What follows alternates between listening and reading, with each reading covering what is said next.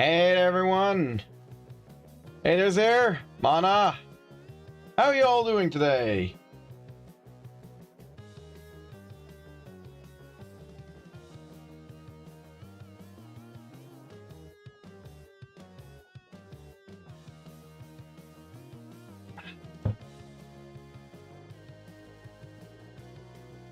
There you are. Hi, there I am. Whew. Doing good, my dude. How about you? I am doing okay. I'm feeling as a little bit under the weather. I'm still recovering from the convention this weekend. That's honestly one of the main reasons I delayed the stream for an hour, because I started getting a pretty nasty headache. It isn't completely gone, but I slept a bit and I am feeling a bit better. So we'll see if we can push through the entire stream. How's AnimeCon? It was... Okay, I have some mixed feelings about AnimeCon. The positives first.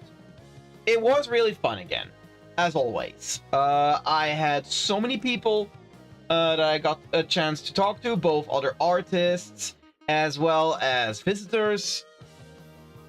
I had some amazing interactions, people that really engaged with my art, people that seemed very interested in what I do, interested in my style, interested in the designs of my girls, and even some people interested in commissions, so definitely a positive there.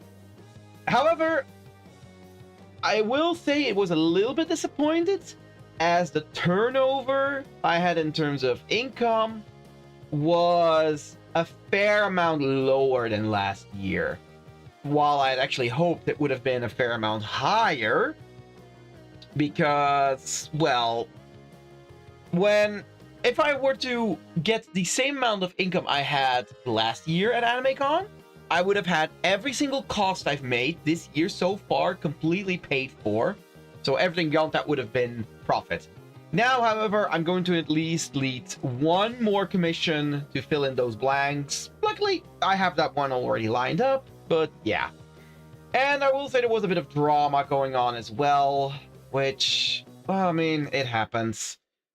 There was some troubles with other booth standers being a bit insensitive about others that are more vulnerable. Basically, we had one booth at the 18 plus, because we were at the 18 plus, that kept on blasting music. Now, initially, they at the start of the weekend, they came to ask us about this, if this was okay for them to play music. Well, most of us were like, well, yeah, as long as the music you're playing isn't too obnoxious and, like, fits with the anime theming a bit, we're kind of good with that. And that was fine. Like, Friday, Saturday, no problem. Sunday, however, I think it might have been different people running the booth, and we were getting, basically the nicest way I can put it, the music we were getting was pop slop. It was popular slop. And it was extremely grating, very annoying music. Every so often, a little anime theme song would pipe up there, and all of us would breathe a sigh of relief, like, oh my god, finally we get some decent music. It would never last long. But it was getting to a point that some of the other artists there were getting really pissed off and actually really wanted to take action against that booth. Which, fair enough, but I don't know, like, that's all like drama that I feel like, I'd rather steer clear of that. Mainstream music, but it wasn't just mainstream music, it was like the really obnoxious kind of music, like the ones that you're like, oh, okay, I'm gonna switch the channel, that kind of music. Which is fine every so often, but if you have to listen to that an entire day of conventions, yeah, there's gonna be a problem. So yeah, had to deal with that, but honestly, like, I can understand the people who were bothered by the music. I personally couldn't really vouch against it, however, because I do have the ability to tune out sounds and music that I do not like.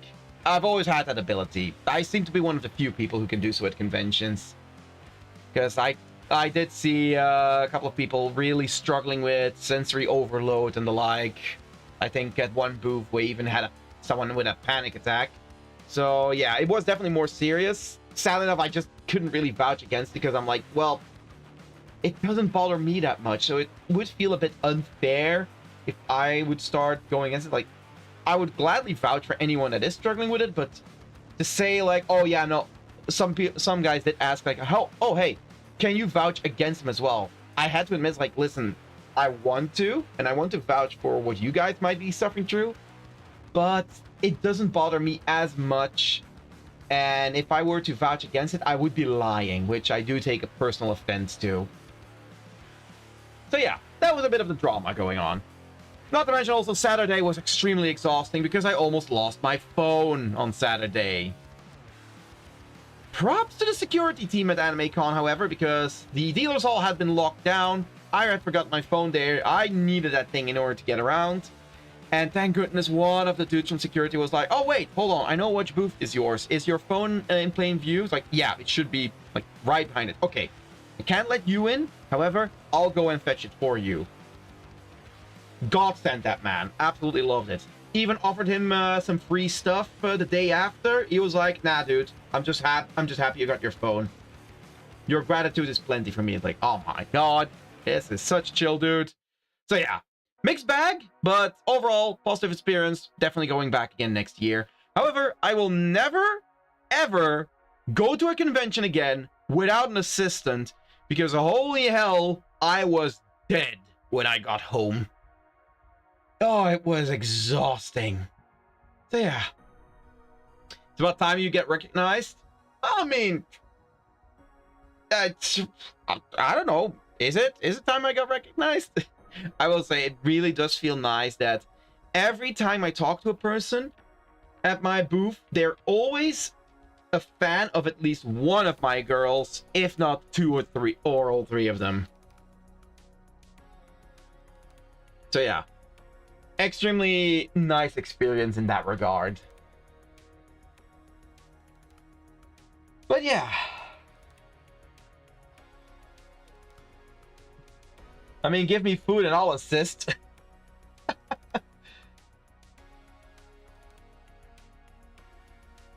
I mean, the thing is, I normally have several people that I can call upon to help me out at a convention booth.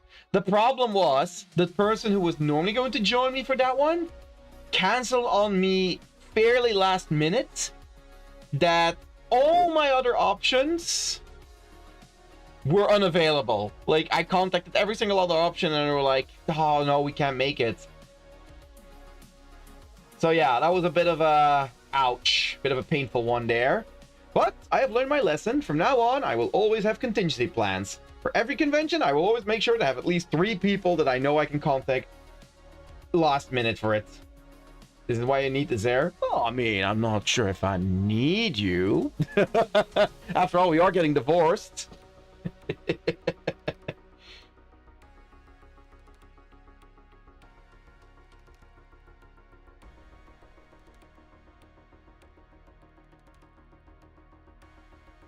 No, but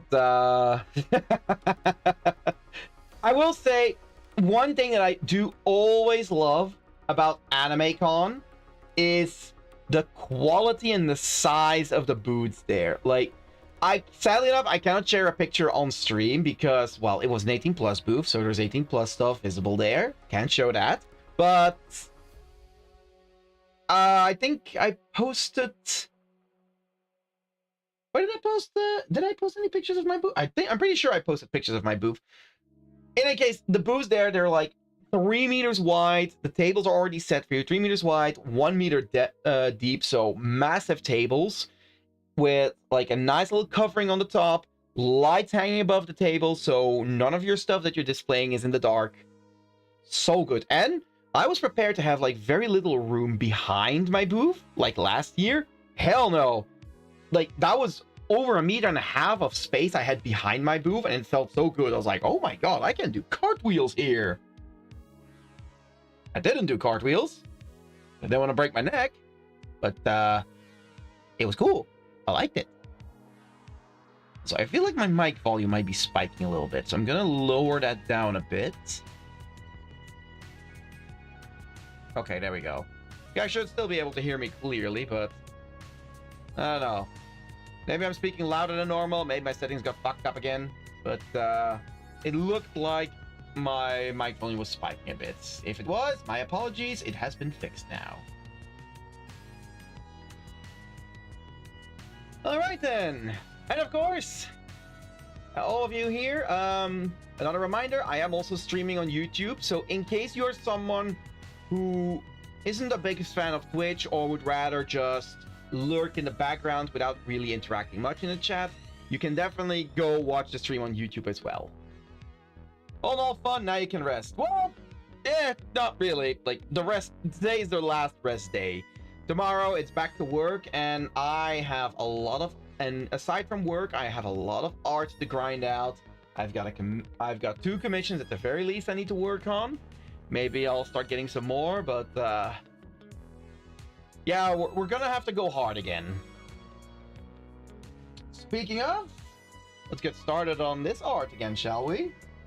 We'll most likely be able to finish this one on stream today. I'm pretty sure. Alright.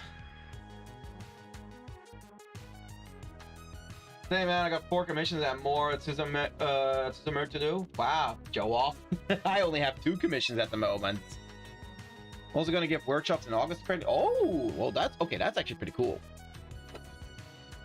Yeah. Now for me, it's gonna be grinding fairly hard until Dokumi, which is the end of May, and that's gonna be here really fast. And I definitely want to try and get my I finally want to get my web shop up and running before Dokumi. Absolutely. I've been really putting it off. I've been struggling with getting it up and running, but I really need to get that web shop going now. People have actively been asking if I have one, and I have to keep on saying, like, oh, I almost have one. Almost. It will be there soon, I swear.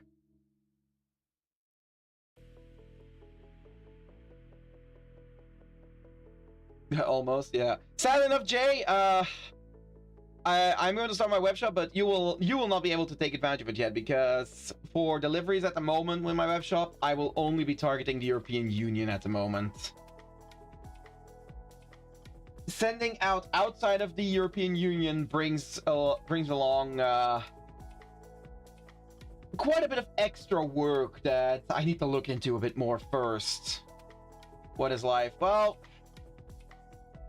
you can blame tariffs and border controls for it. Like, hold on, what's the word for it? Customs. There we go. Tariffs. Yeah, tariffs, customs.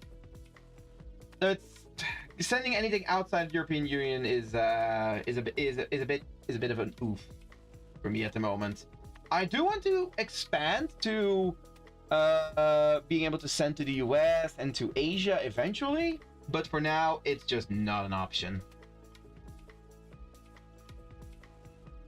Oh, by the way, now to see you here, Jay.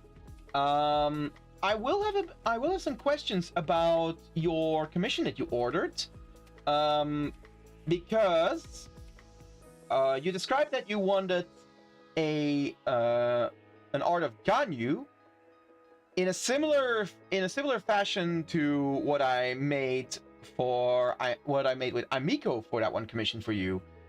Do you want me to actually like wholesale make just a Ganyu version of the Amiko one, or is it just like, okay, just have it be like with a hoodie with a bit of a teasing pose like with Amiko, or what's the specifics there?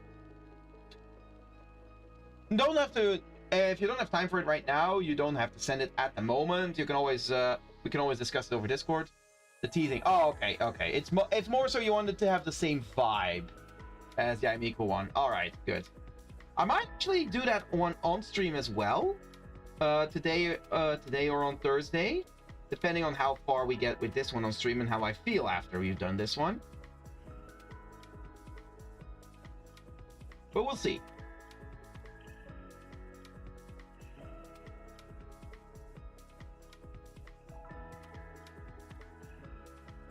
Yeah, I will say, if I finish this one and my headache has not faded away, I will probably end the stream early today, so we'll have to wait and see what my headache says. Don't worry, guys. I am drinking enough. I've got so many arts coming. I'm just happy to get art. Hey, nice. Glad to hear. I will say, the little message you had as well about the future Emmeline art has me very curious what you're gonna end up asking for that one.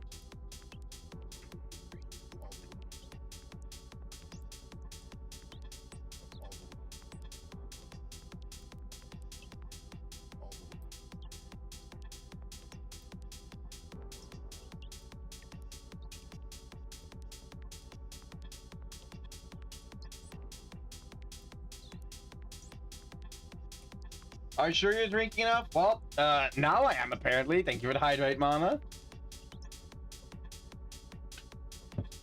I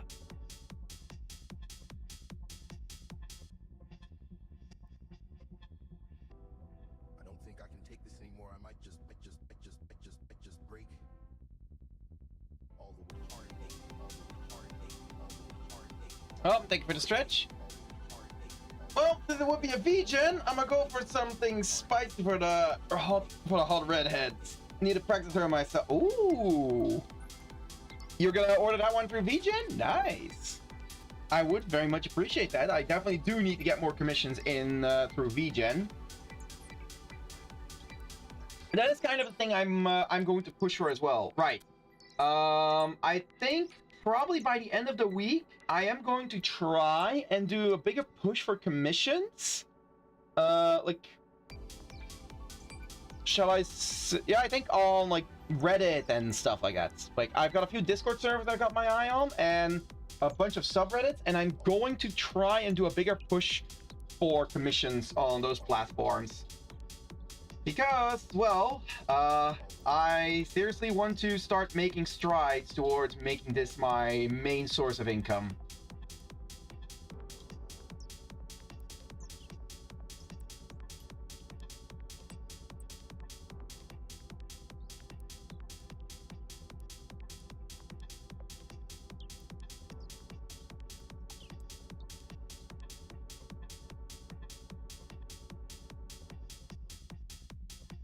And I will say that will probably also be the time where I completely cut out the Skep style commissions I had been offering. So, Jay, most likely the commission you just ordered will be the last time you get to order that one.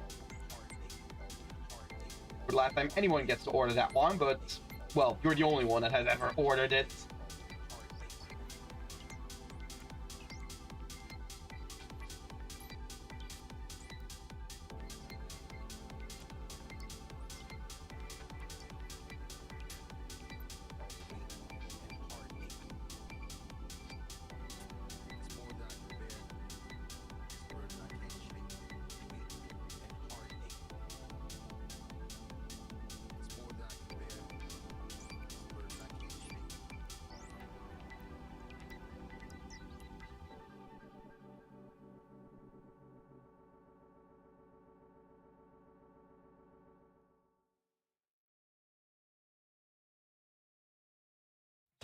Wait, do I have to ask permission for drawing Emma like that? No, you do not. You do not at all.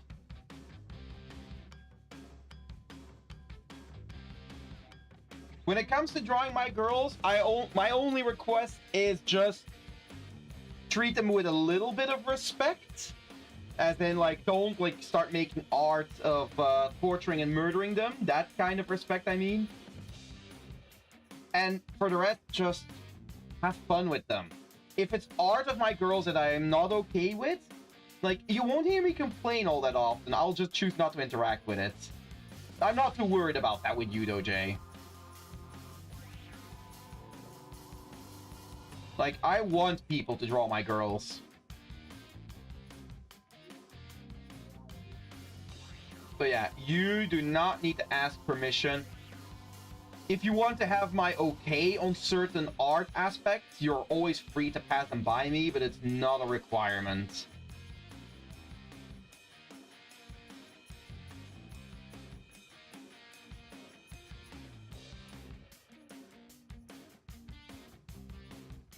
Maybe after or before facts, before or after a 2 I'll finish Emmy. Oh, well, maybe I'll get around to a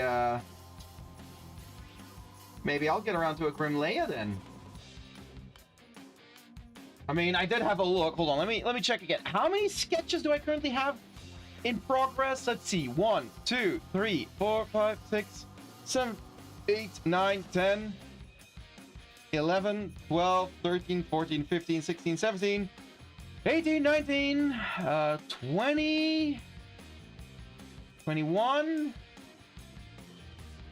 No, all of these I've put on hold, so I'm not counting them. Yeah, I'm not counting any of these that I've put on hold. So at the moment, I've got 21 art pieces actively in process. Legit? Oh yeah, legit. What's funny is I've been drawing a friend of mine's character.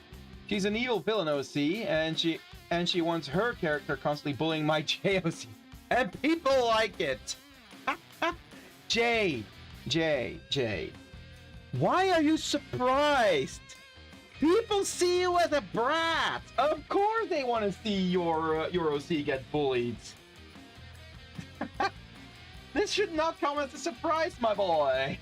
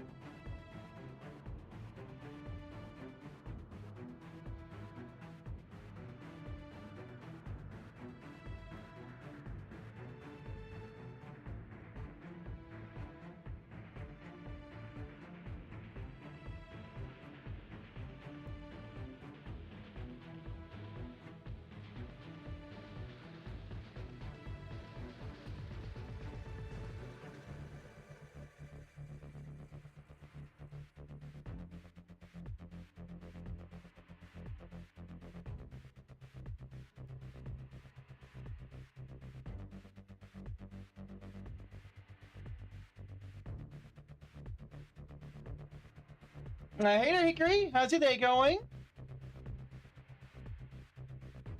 I hope that wasn't a while ago. I just looked over at the YouTube chat and saw a message in there.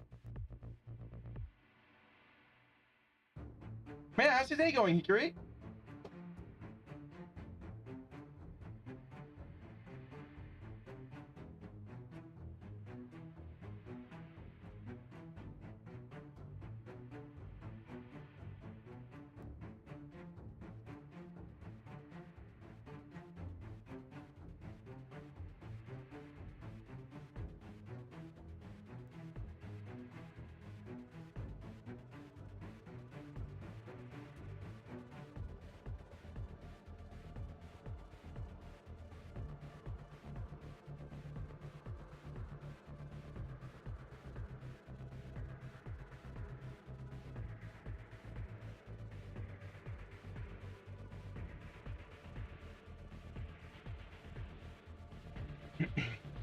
I went to see the Mario Galaxy movie, and I'm drawing Rosalina at the moment. It's so hard because her hair is totally not my style. Ooh, yeah, that sounds like pain and suffering. Yeah, to be honest though, if there was a character from the Mario universe that I would want to draw, well, in first instance it would probably be Daisy, and then it would indeed be Rosalina. But of course, we all know why I'm not doing that. Honestly, sometimes my boycott of Nintendo is really painful. So many Nintendo things I want to draw, and I cannot because of my stupid principles. I mean, I'm the one that decided it, so but still. I just wish Nintendo could get their shit together so I can start drawing their stuff again without having to feel bad about it.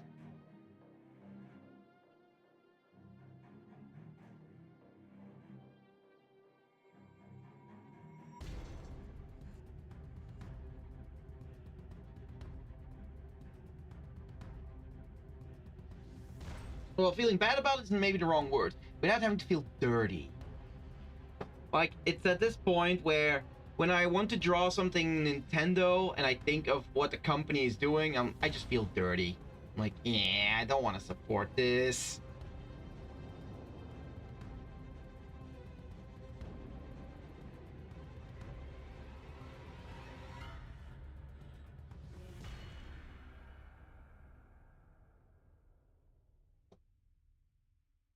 Just woke up. Looks like you're almost done. Well, yeah, we did finish it quite well last time. Almost done is maybe a bit of a false claim because we are still working on the shading, so we still have the lighting and the post-processing to do after that.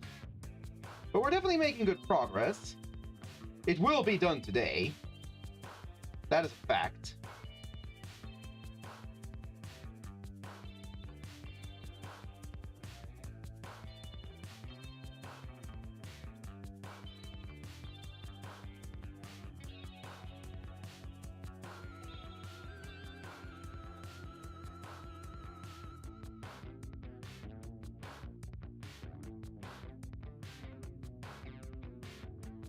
So fast. I mean, hey, I am speed. This is what I'm known for.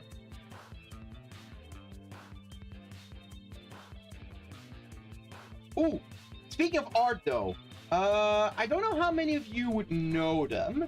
Maybe you do, Sarah, or maybe Jay knows them. But over at the convention, there was another booth. A booth run by a small company called, well, I don't know if they're small, but a booth run by Otakulicious, which is, for those of you that don't know, is a company that specializes in importing not safe for work and 18 plus dojin and manga and art books into Europe. And, well, first of all, owner of the booth, really nice person to talk to. Apparently was the former owner of a chain of otaku stores in Belgium. Zare, you probably know the name, and I think Mana also knows it. He was the former owner. He was one of the former owners of Akiba. However, not only did I get chatting with him, and he's a really chill dude, but between his books, also hi there, Triangle. How's your day going? Between his books, I found 2 art books belonging to the artist called Mignon. Which, if you know, first of all, very cultured art, but Mignon is especially well known for absolutely glorious, beautiful shading of skin, like especially like stomachs. I mean, one of their art books is called the Wet Dummy Anthology. Go figure. But it's actually an artist I reference a lot when it comes to shading bodies. And seeing 2 art books belong to them there, I was like, oh, I need these. So I got them. I'm definitely going to be using those for some art pieces in the near future.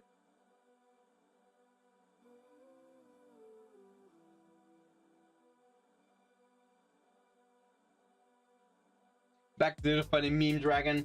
Yes, we are doing funny meme dragon yet again. Oh, right.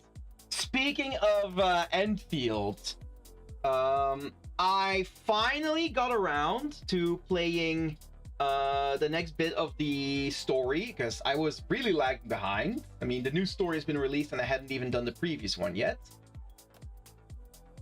Basically, I finally went through the Chimbo Stockade storyline in Endfield, and oh my god! I love Tang Tang.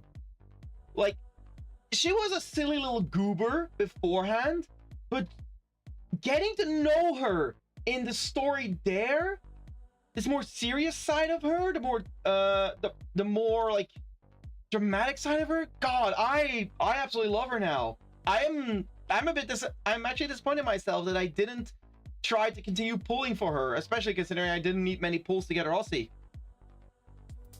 Yeah, they nerfed the silly by a factor of at least 3. I mean, her silliness was also perfectly fine, but like, I liked Tang Tang before, but now I absolutely love her.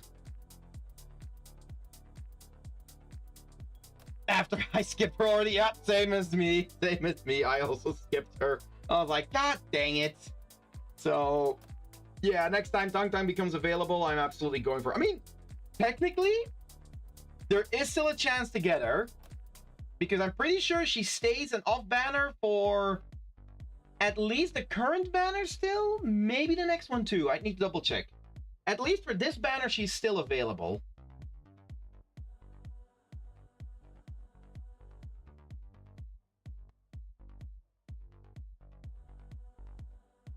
Oh, by the way, I also had my very first flip in the gacha. I did a 10 pull on the new banner. Of course, shows a 5-star, and mid animation, the 5-star flipped to a 6-star. I was like, oh, hello? That's not enough. It was only Pokanichik. Disappointed. Still, I have Rossi and Zhuang, and I want Mifu. I do have Rossi. I don't have Zhuang yet. And she does look pretty cool. But I don't think I will be too upset if I don't get her. Mifu, on the other hand, I absolutely want. Now, I mean, I say that I wouldn't be too upset if I don't get Zhuang. I haven't done the current main story yet. I might completely change on Zhuang as well. I had to steal on the 20th, pull up the Zhuang banger. Oh, you also had it on the Zhuang banger. Would you look at that? I mean, plenty of time to pull on this banner. Like, I would not mind getting Zhuang, but I also would not mind if I get an off-banner Tang Tang from that one.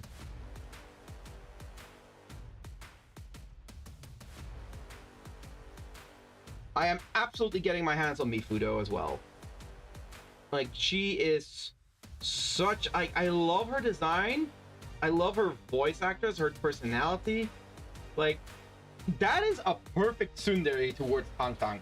I'm, by the way, absolutely doing a Mifu X Tang Tang piece at some point. I just gotta.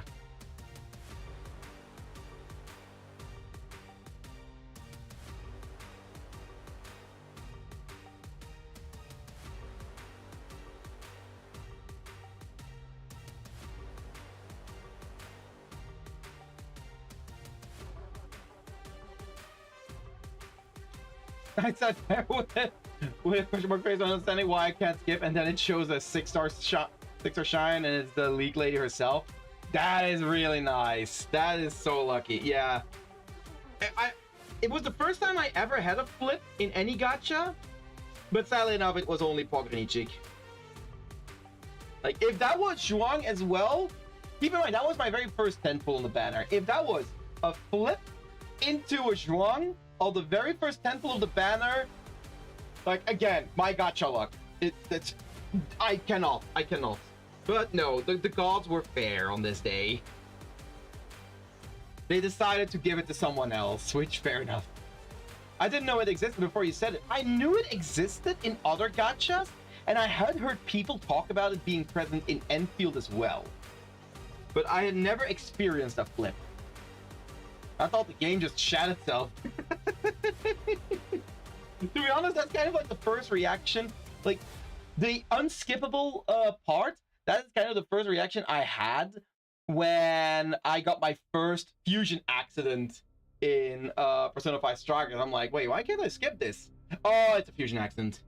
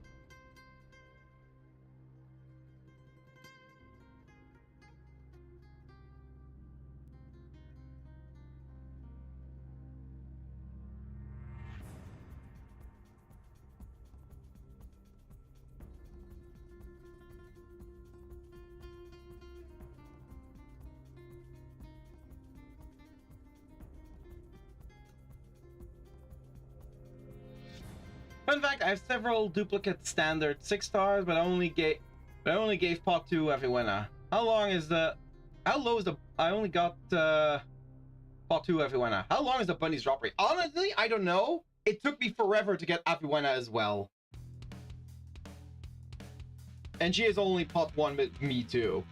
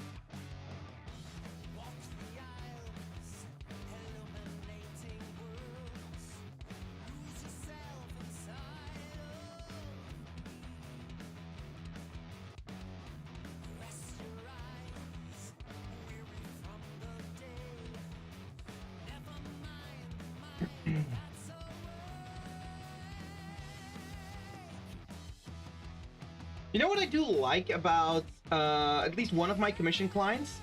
They always get like commissions of characters that I tend to not be too aware of. So it's always interesting to have to work on their character requests.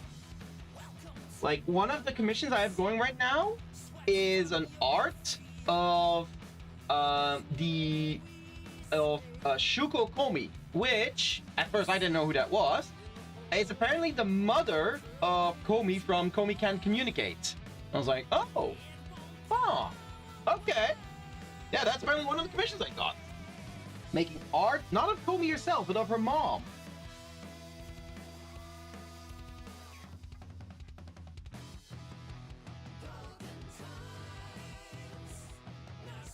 I can't type so bad at reset your reading comprehension. Don't worry, Triangle. I'm used to having Deathwalk in the chat, so it's not as bad as what I'm used to. No offense, Deathwalk, if you're there.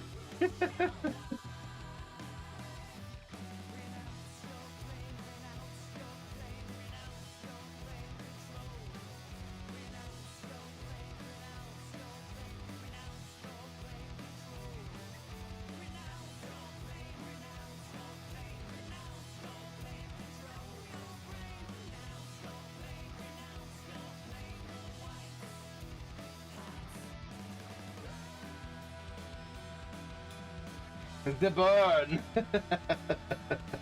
I mean, he knows. We don't hate him for it.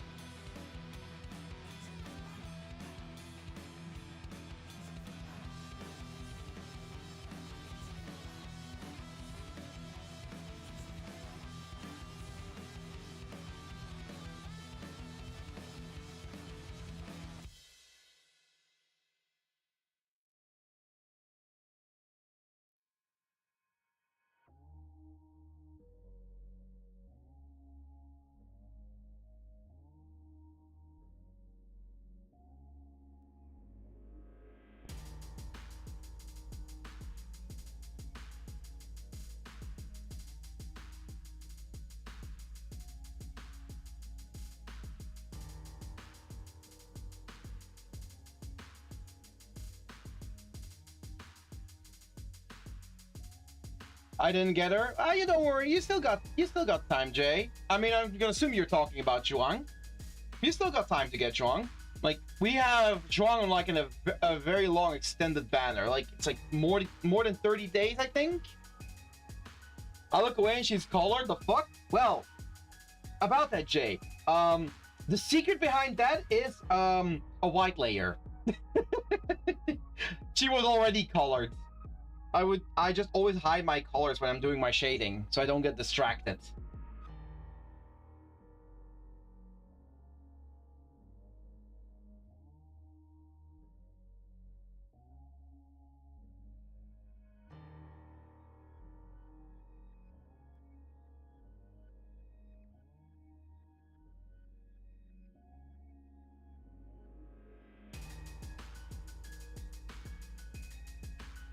I will say, I've been looking at some. There's another artist on Blue Sky that I really am a big fan of. They are not safe work artists, so look them up at your own peril. But they're an artist simply by the name of Mon, and my god, I love their art. So their art style is such a simple style. They're actually getting into animation now as well. It looks so good, but they've also recently made like a short little not safe word comic, and god, I love that. The way that they draw everything, their style, it looks so cute yet sexy at the same time. It's immaculate. The line work is good. The tone use is so good. Like, oh, damn. Like, I really want. I really should be drawing more inspiration from Mon's work in my own. Maybe even for getting my comic done. I tried that too, but got lazy. Was looking to see if I could speed up my shading that way, but now I'm back to all reliable. Oh, for me, that's like one of the main reasons that my shading tends to go so fast. Just pick out a shade color, and using a multiply layer, apply it onto a white layer, and then colorize the shade colors afterwards.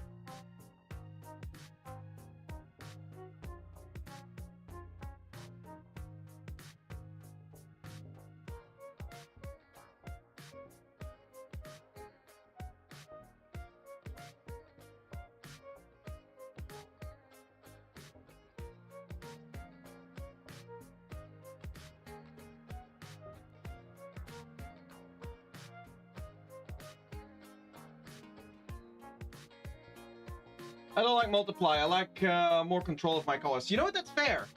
That is very understandable. Like, multiply is not the be-all end-all. Like, for me, using multiply for my shading passes does work. First of all, just because my coloring style. And I know how to work with the multiply to make it look a bit better afterwards. Like, for example, with what I'm doing now is some subsurface scattering, which does help feather the shading a little bit.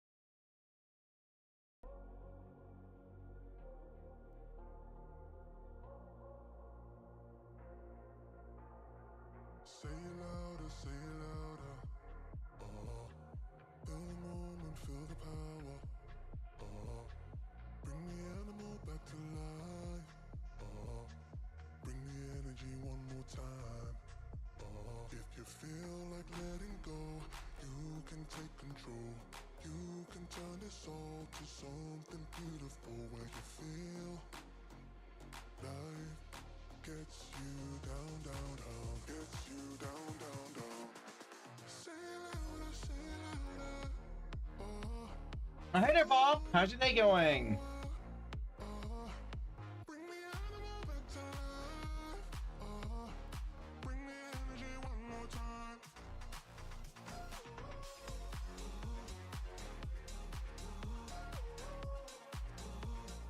Bring the energy one more time.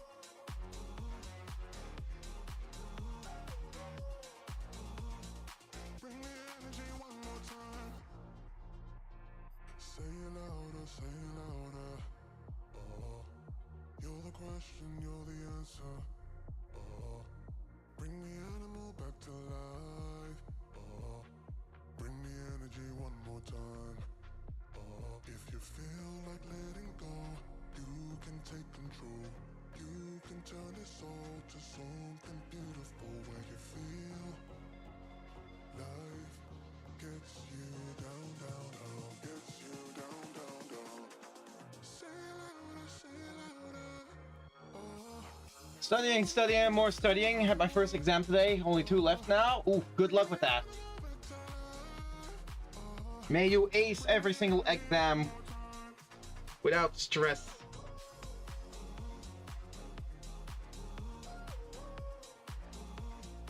bring the energy one more time.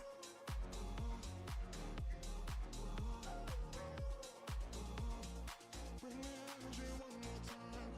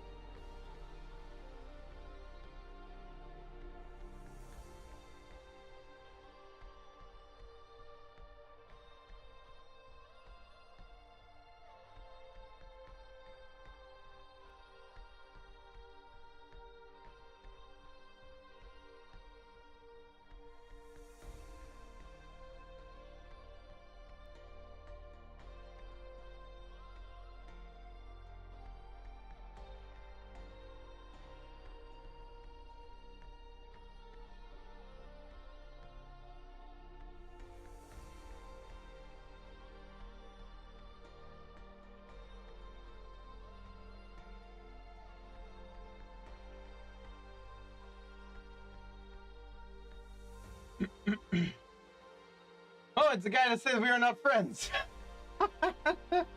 He called me a brat. Oh, I never said you were the only brat, Jay.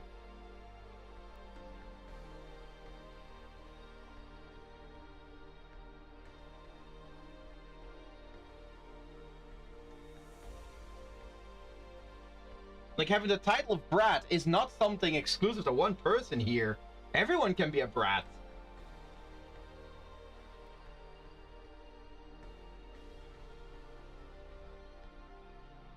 Poor Jay. Nah, not poor Jay. Jay's living the life as a brat. He says he doesn't like it, but in fact, he knows it's true. Jay knows. They know they cannot escape it. It is stronger than themselves.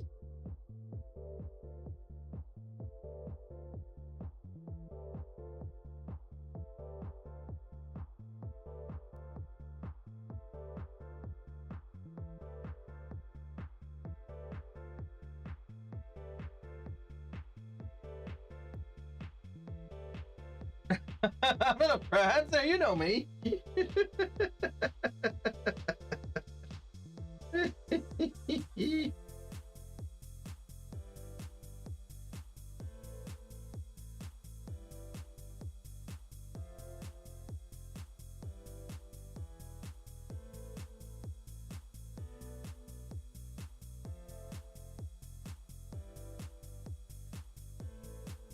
That's okay, Jay. I like brat. Does that mean your girlfriend is one as well there? Is that what I'm supposed to take from that?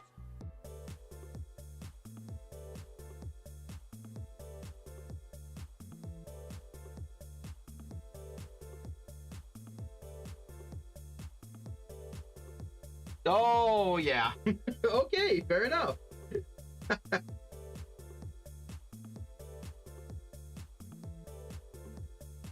She's a gremlin hoarder brat. uh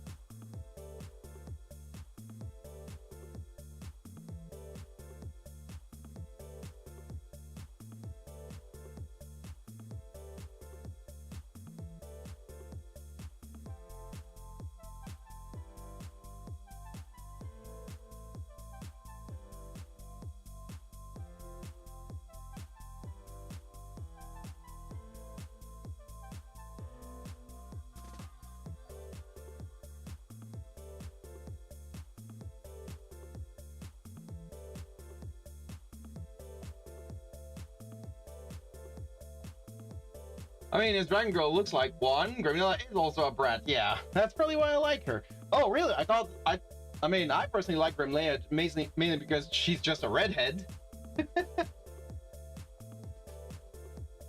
And in case you haven't noticed with Emmeline, I like redheads. Then again, I don't mind brats either.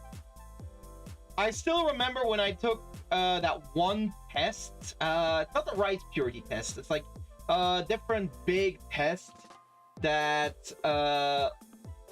it's mostly all about like what kind of kinks and fetishes you are into.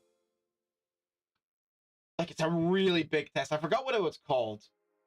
And it then grades you like with all the different terms, like how much are you a submissive, how much are you a dominant, how much are you a switch, and so forth. And I will say one of my top 3 or top 5 things that I scored highest on was the term brat tamer. So yeah, I like brats. See, Alpha don't like brat characters. That's why his girls aren't any. I sadly noticed this. You know what? Now that I think about it. No, indeed. None of my girls are brats. I didn't even realize this. Yeah. None of my girls are really brat. I should make a brat OC. Huh. I never even realized that. None of my girls are brats. Emily is a tomboy through and through. Kara is like the closest to a brat, but she's more of a kudere than a brat. And well, Aimiko is just a massive flirt. Yeah, none of my girls are brats. Huh. Well, I guess I should make a brat OC.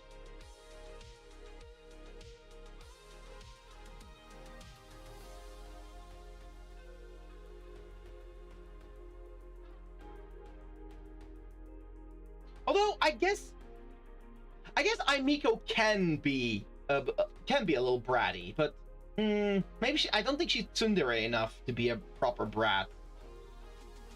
See, and he constantly threatens me with Aimiko. Well, yeah, of course I do, because you're afraid of her. Like, basically, I can hold Aimiko up like a chihuahua towards you, Jay, and you will back up. Like, remember that scene? I don't remember what movie it is, but I remember seeing a scene all that often of it was with Samuel L. Jackson where they had like a cat, but it was apparently like a flurkin of some kind. They literally hold up the cat like a weapon towards someone who's like, get that thing away from me. That's basically me holding up Aimiko towards Jay. Or just turn Aimiko into a chibi. Nah, like, Aimiko is probably the closest to a brat, but that's more because of her flirtatious nature. But she's not tsundere enough to be a brat. I don't know, I feel like the brattiness has been split between Kara and Aimiko, but neither of them have it enough to turn them into a proper brat.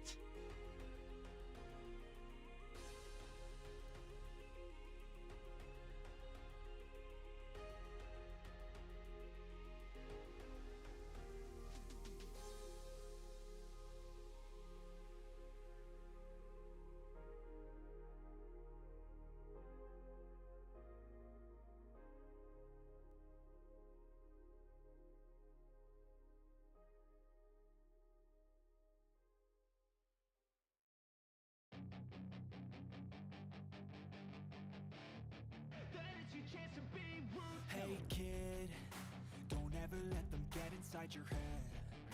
They'll tell you what to do in life instead of everything you know that you could get.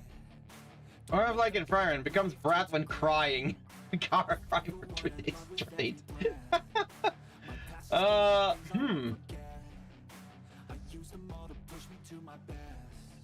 So treat the worst of times just like Honestly, I think if any of my girls would start crying, I think it would be Aimiko that would turn more into a brat. It would absolutely be Aimiko more. Like, Kara would just shut herself off if she's upset. Aimiko is the one that's more likely to become a brat. I mean, all in all, Aimiko is the more emotional out of the three as well, so it would make sense. they'll try to kick you while you're down. They wanna rise up while you drown. They wanna fill your head with doubt. They're silently scared that you'll figure it out. I'll make it look like I'm losing. Won't bother hiding my bruises. And when they finally think you're wounded, then it's your chance to be ruthless.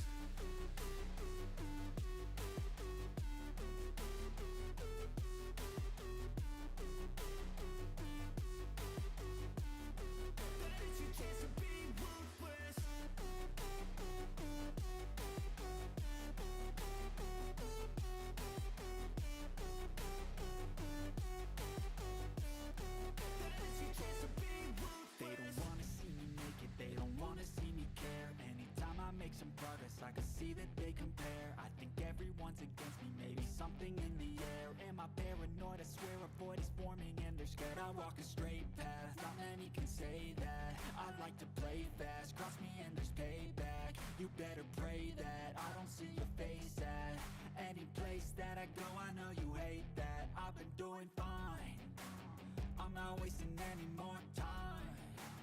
I live for the fight and the climb, and I think that the pain that's deep inside is what defines.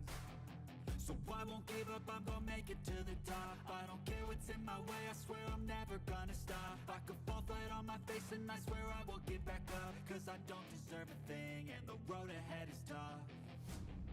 They'll try to kick you while you're down. They wanna rise up while you drown.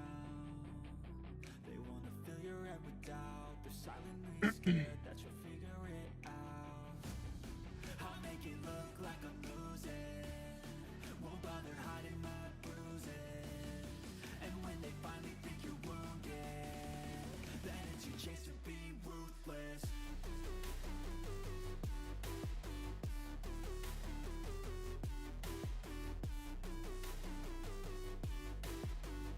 Kara wouldn't give a fuck, so I'd be safe around her. I wouldn't say that Kara wouldn't give a fuck. Like, Kara, if you make her upset, I don't know. Depends on what you do specifically to make her upset. Like, she could not give a fuck, but she could also be extremely vengeful if you make her upset.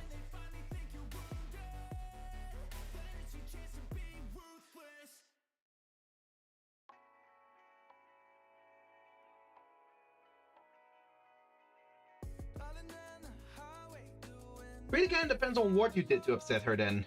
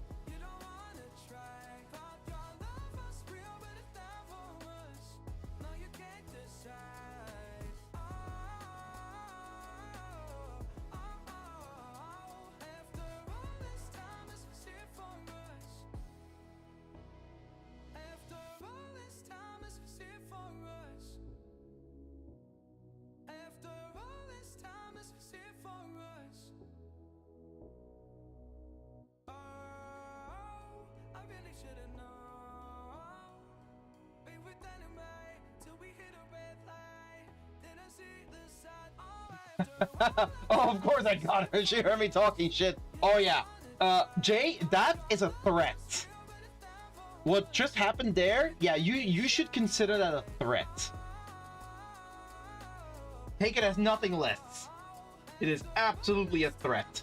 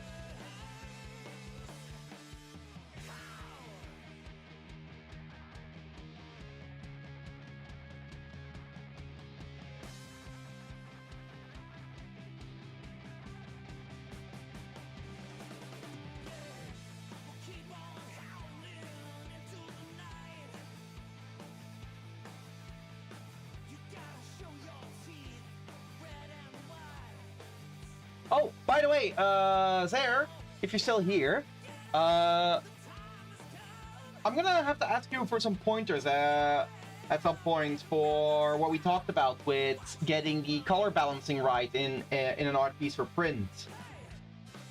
Because the more I look at some of my recent prints, the more I am really upset that I didn't manage that properly.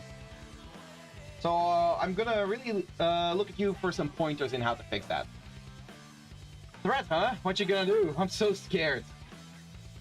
Jay, I don't mean to alarm you, buddy, but I can confirm that Aimiko has definitely been experimenting with magic to turn herself or others into Futanari. Just saying.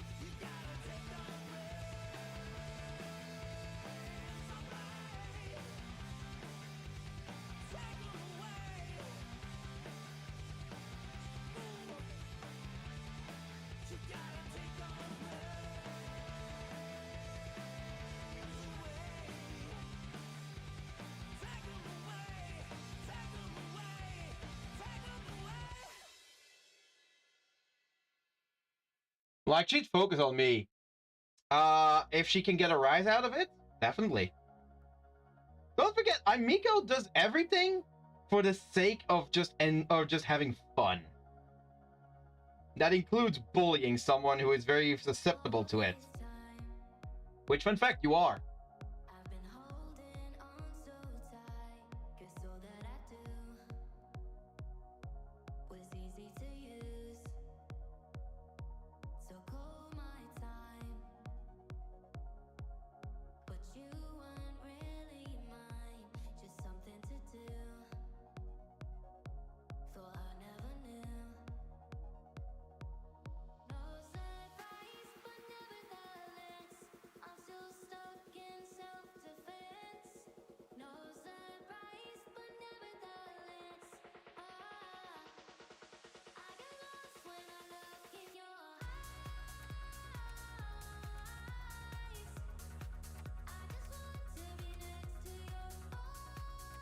It's just something you gotta keep in mind. Since we're working RGB, when turning to CMYK, things will always get darker. So when you make a dark scene, everything will get dark. Yeah, I'm aware of this, but you specifically mentioned a process that, like, I know the theories there. I know the theory.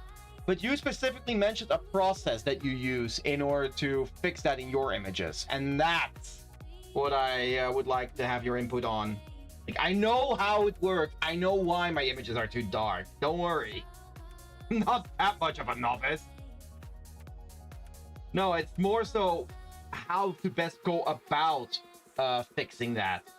How to best prepare an image. That's always something I'm a bit too unsure about. How to best prepare an image for print. Because Clip Studio does have built-in color profiles, but they're not ideal.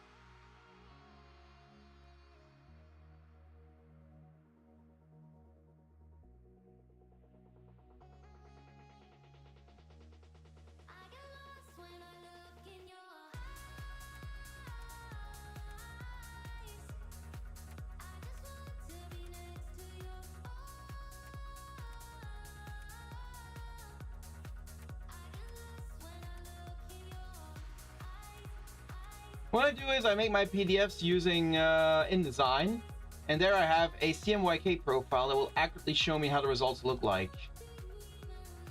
Okay, but do you have an option in InDesign to then still tweak the colors in order to make it work, or do you have to go back and change it in Clip Studio?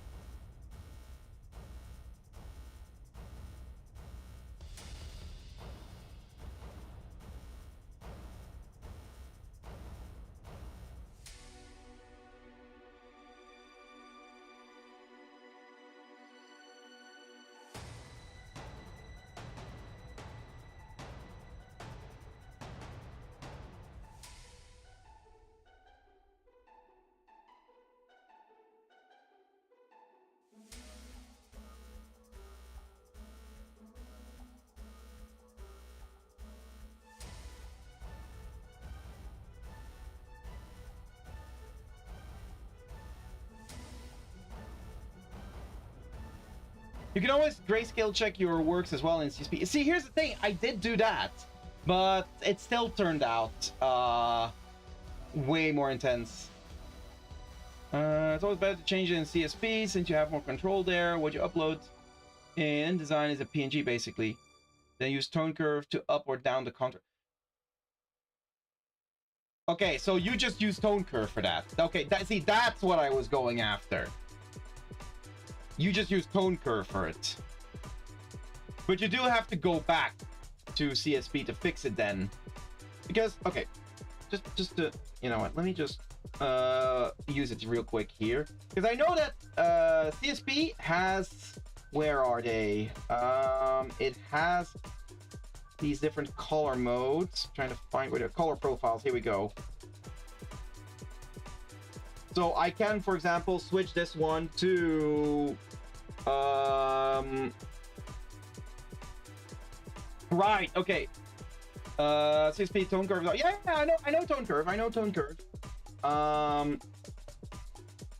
Right. So here's an issue that I also have with using the color profiles in CSP. There are so many. Like, I'm never sure which one to use. Like, we've got 2 European ones, we've got 4 Japanese ones, we've got 4 US ones. I'm like, crap, which one do I use?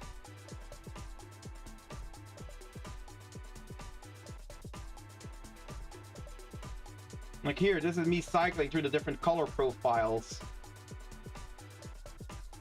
There's definitely some differences there.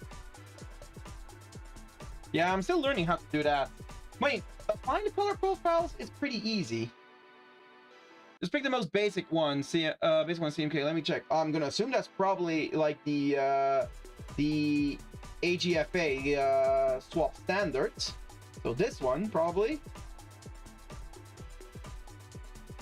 Oh, that's okay. That's actually cool. I just noticed this. Apparently, the color profile preview already has a built-in tone curve. Ah, okay, that's actually pretty cool. I did not notice.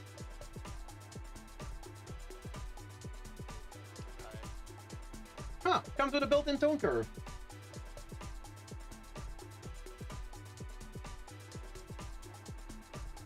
Oh, could even switch it to level correction as well.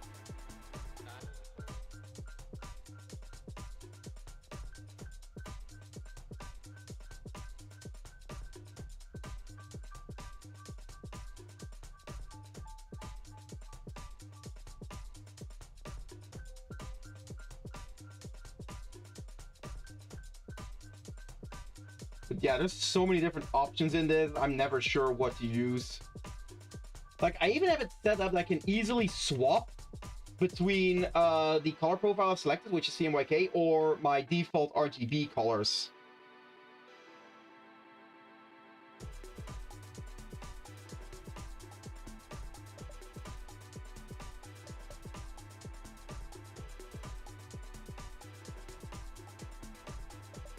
Most print shops use the basic feature. In InDesign, it's called Photoshop 5. Yeah, that does not help me at all.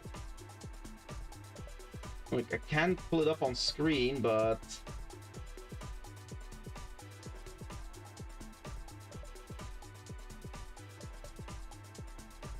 yeah, like, that one is not an option in Clip Studio.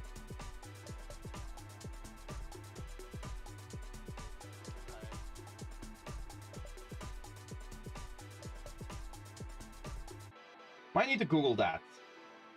Find out what color profile I should use. And again, I could also grab some of my actually, you know what? Hold on, let's try that. Let me try that real quick. Let me grab one of my images that during printing became way too dark. Let me see, where are you?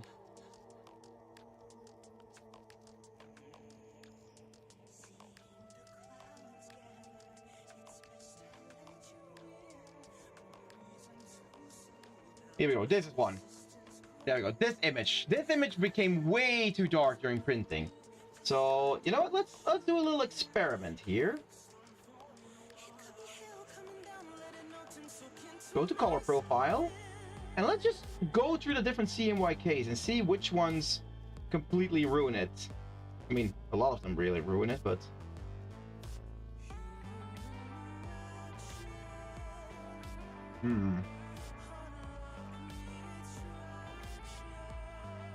Oh yeah, I can see that already. I can already see that. I mean, you saw it at the print itself. I had the print up on the walls there.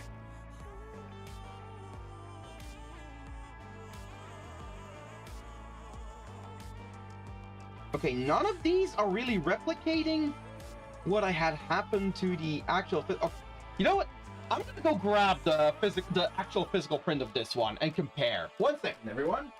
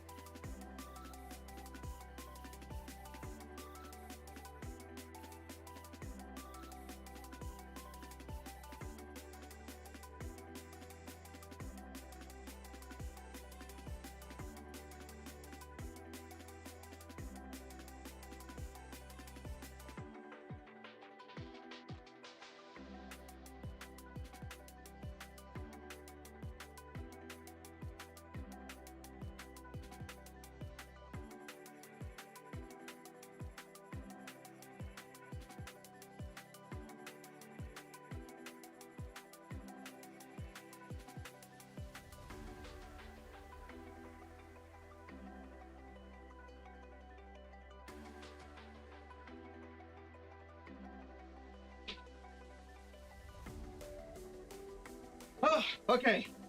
Whew, had to go digging for it, but I found it. Okay, okay. Let's see. Where is... basically, I went to look for my little display binder. Here we go, found it. Okay. Oh, yeah, okay. This one is so dark in the printed version.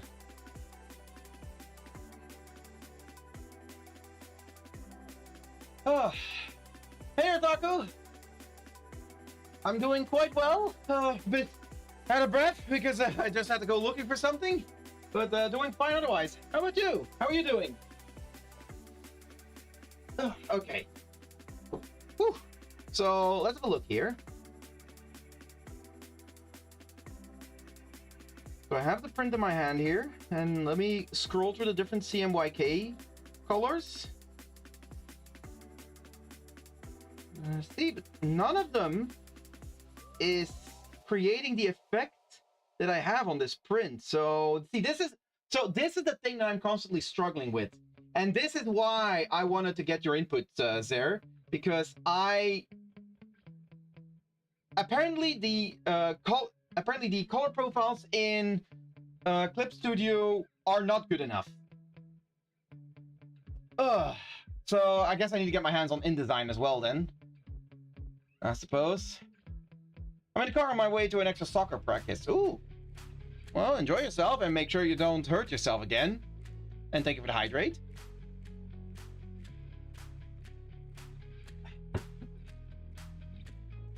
Yeah, that's why I use InDesign. Yeah.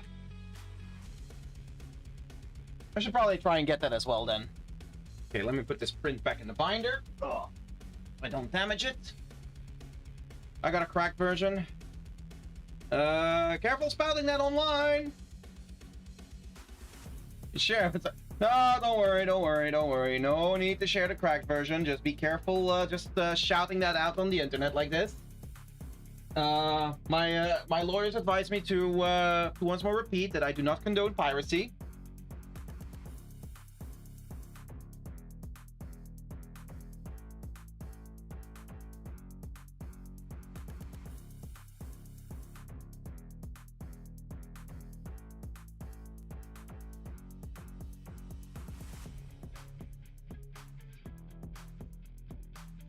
Just like how you boycott Nintendo, I boycott Adobe. I mean, I do not use a single Adobe product either.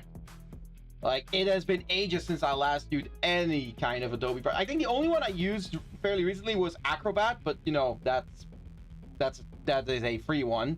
And even that one is starting to act up, so I'm like, screw it, I'll just use Chrome.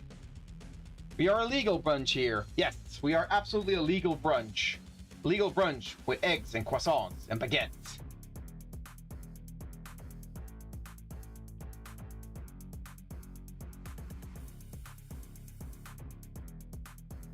We do not condone piracy. We just silently set off the high seas and no one knows better. That is a very good way of putting it. We do not condone piracy, but we do like sailing. Dang it, stupid autocorrect. Yes, blame it on the autocorrect. All right. Where were we? Oh, right. We had just done our volumetric lighting.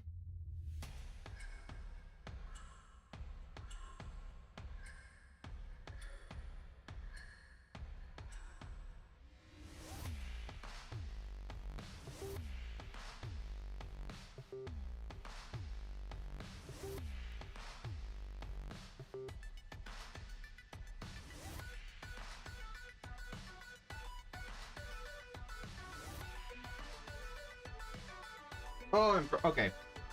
I just realized what I forgot to do. I set up the layers for it, but I don't think I actually did the thing. Yeah, okay. I forgot to do a thing. Oops. Let me do the... Do the roar! Do the thing. Let me do the thing.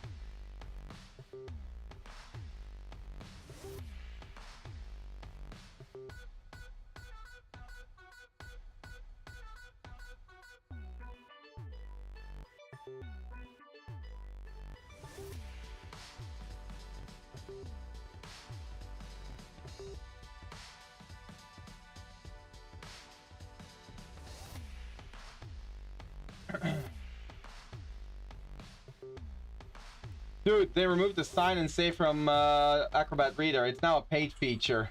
$33 a month for... Adobe, please, stop it.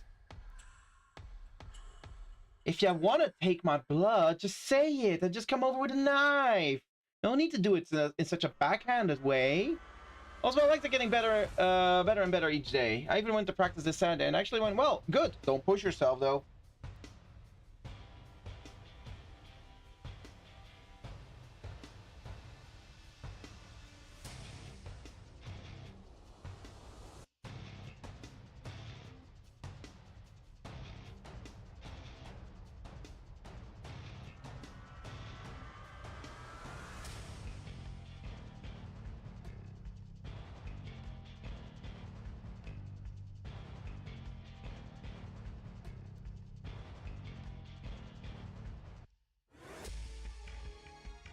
Adobe learned from EA? No, they did not need to learn from EA. Adobe is just horrible. It's just horrible as a company.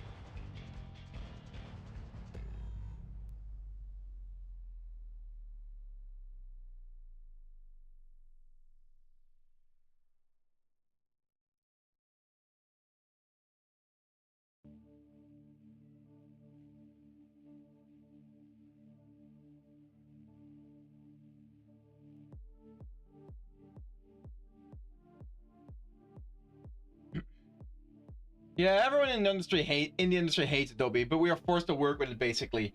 I don't know. I've been doing pretty well without having to use anything Adobe. If I can find an alternative to using InDesign for checking my my CMYK colors, then I will absolutely go for that. I'm gonna start checking around for that.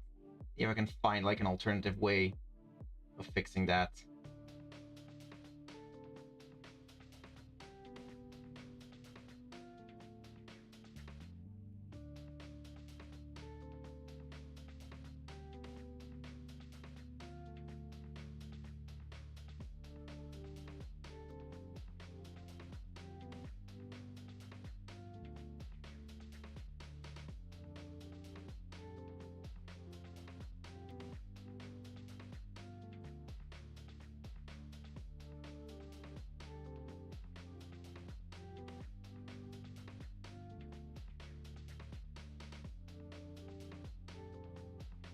Yeah, I have a 100% track record of converting Photoshop artists to CSP artists.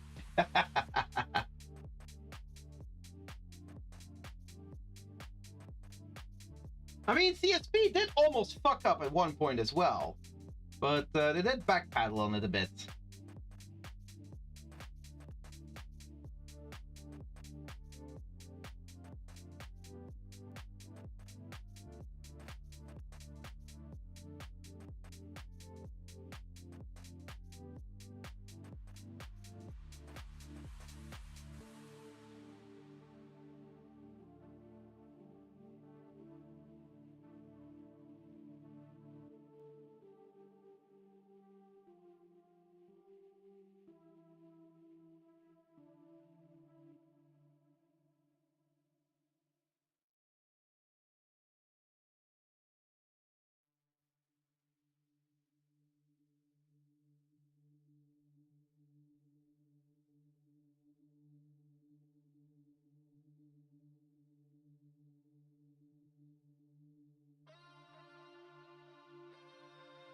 Yeah, when I wanted to incorporate AI, I'm glad they when I wanted to incorporate AI, I'm glad they undid that. Oh, it's not just that. They did several few things. One of them was a bit of a payment kerfuffle that they did. I don't remember the specifics anymore, but I think they were trying to go down the Adobe route with payments, but they backpedaled on that one as well.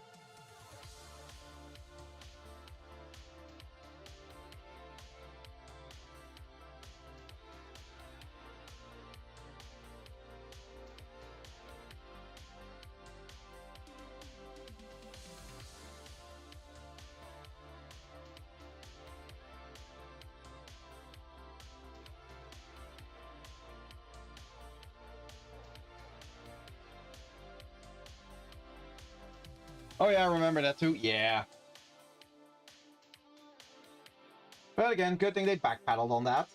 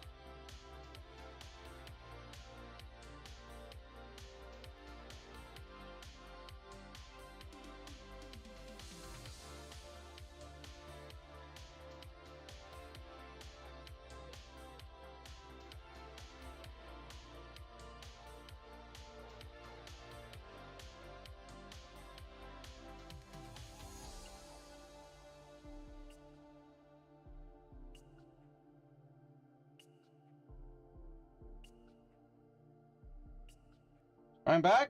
Hi there, back. I'm Alpha. Love the color balance. Thank you.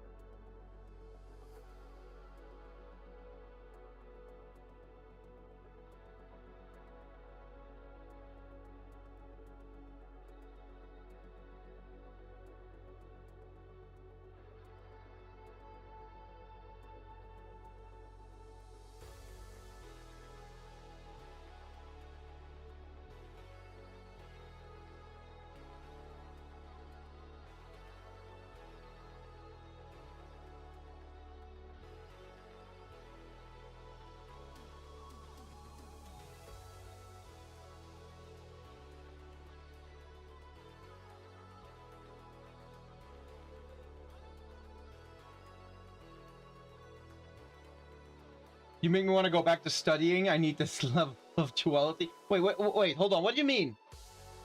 What did I specifically do to make you want to study?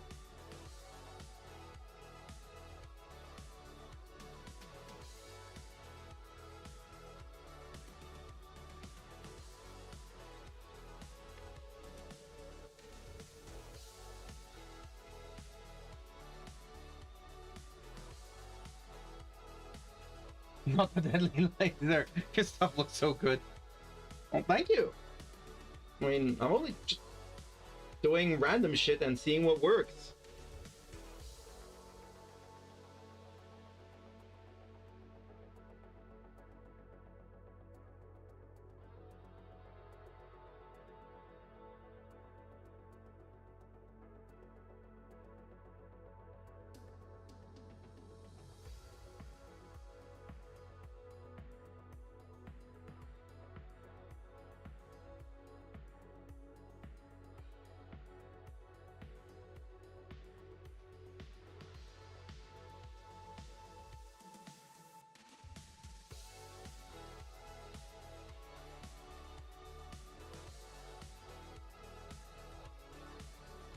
Makes you excited for what you're gonna do for Emmeline? Well, I mean, you haven't ordered the commission yet, so I don't know what you want me to do with Emmeline.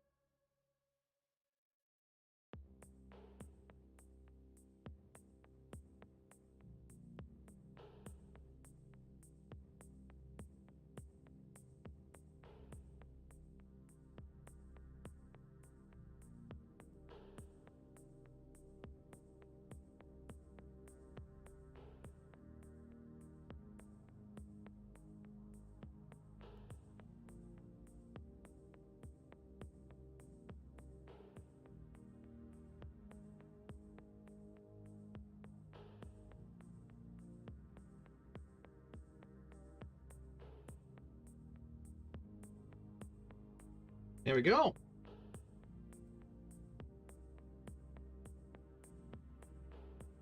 Dang, pretty good. 75% done myself.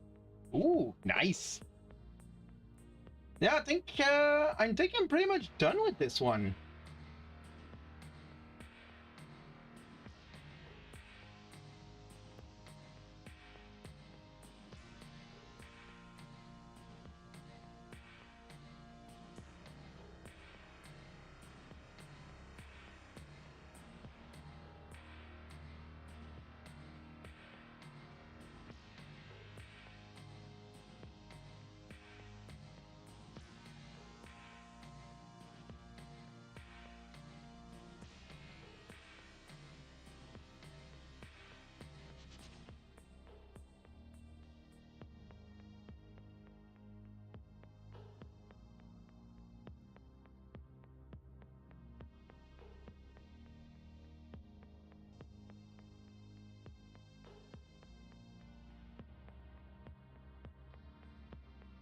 Trying to decide where to put my signature.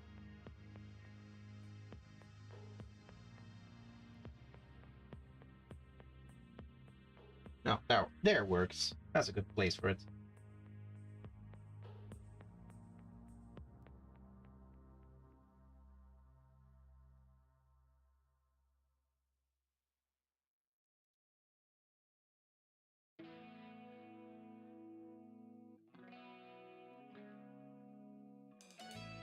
There we go. That's our Chen done. Well, I mean, mostly done. Because, well, I am making an alternate version of it.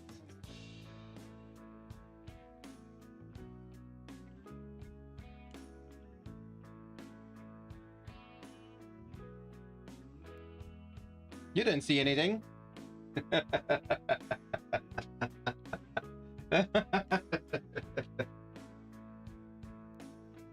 None of y'all saw anything. But I am not gonna make that version on stream, though.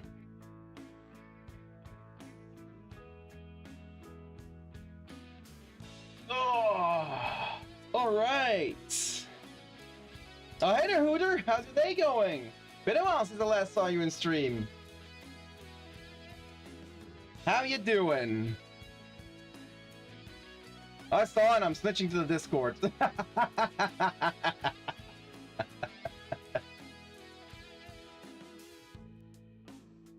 I mean, if you're gonna snitch to the Discord, sure. I will be posting it on Discord anyways.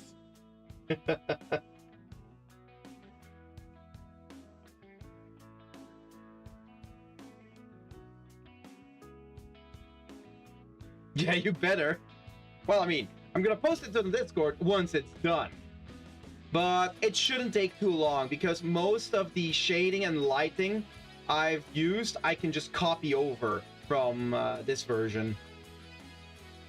Any more from my alpha folder? Trust me, Jay, you're gonna get plenty. Before the end of May, I need to crank out actually, like by like the second half of May, I need to have a bunch more illustrations done to get them printed for Dokumi. Not to be a downer, but I think I'm going to quit art, or at the very least take a very big break. I've gotten kicked down for the last time 3 days ago. What happened? What happened, Hooter? Like, I will say, taking a break from art can be perfectly fine. Like, sometimes taking a break from art is actually not a bad idea. Allows you to reevaluate things a bit. Maybe look up some more references and the like. But what specifically happened to make you quit art? Or think about quitting art at least?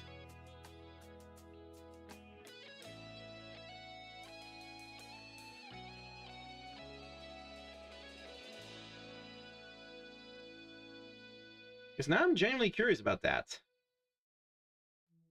Yeah, I have my periods of not drawing. Yeah, I personally cannot relate to that because if I take an extended period of not drawing, it starts itching in my fingers. I just can't. I have to start drawing then.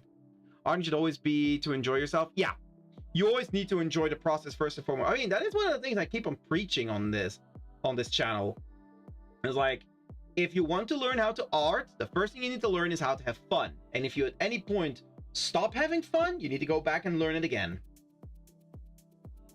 If you stop drawing for a while, I'll die. Damn, Jay. Hey, would you look at that? You've got a big fan in Jay. They want us to continue seeing your art. But yeah, Hooter, I'm genuinely curious what happened to make you consider that decision.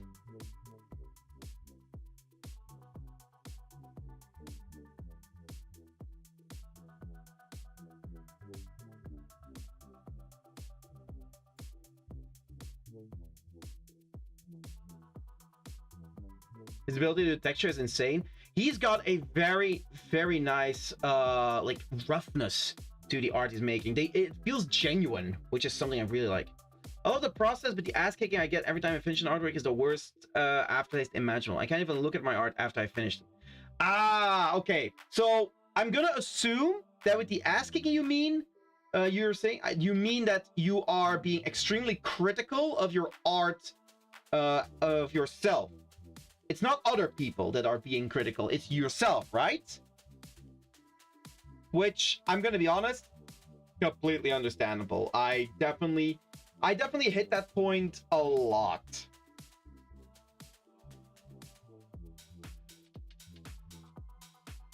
The thing that helped me get past that, and now I'm gonna be honest, this is something that not everyone can easily manage. It took me a while to get used to it. But the main point that really allowed me to get past the I look back at my art and I hate it phase is the fact that I just stopped being too worried about the end result. I focused on, okay, this time I want to try and do this. And if that specific part looks okay, then I'm happy. Like when I started doing that, it really helped me like not get too hung up on all the things I fucked up in the art and just be happy with this few small things I did well. And eventually, the few small things that I did well turned into a few more, and eventually started outweighing the things that I did not do well. And that's where I'm at. My art still has plenty of things that when I look back at, like, I look at this Chen art that we just finished, and I absolutely see parts of it that I do not like. Like, there are a bunch of things in this art that I'm like, why did I do it like this? And that I'm really like, maybe I should go back and fix it. But I don't. Because overall, the things that I am happy with are outweighing that. And you know what? No artwork needs to be perfect.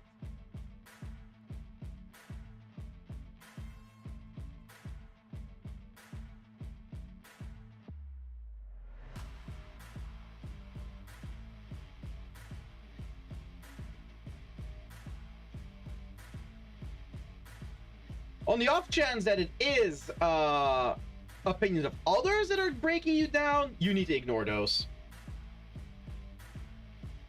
I recently came to this way of thinking. What you're experiencing right now is the skill gap, but that's good. It means you're improving, but just not at the point you want it to be. But something to also remember is there is only one period in your life where you can draw bad, but as you grow, you'll never be able to draw as you draw now. So appreciate every drawing you make. That is a very good way of looking at it, yeah. Event that happened 3 days ago left me broken. Well, there was a furry on a voice chat server with me that joined, artist as well, had commissions at $25 with no social media, drew extremely basic and finished in 30 minutes. He got somewhat consistent commissions, and that completely broke me. I've never in my life received a commission, and the final nail in the coffin was when I posted that artwork I showed in your Discord, on the furry Discord server, and that got no attention.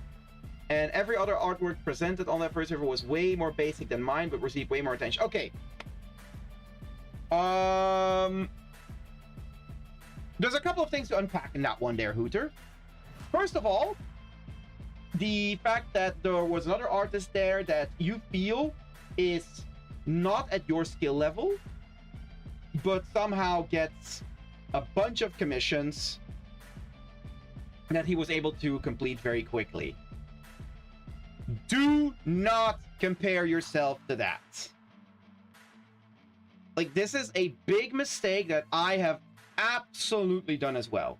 Do not compare yourself to this other artist, especially he is offering commissions at $25 with no social media.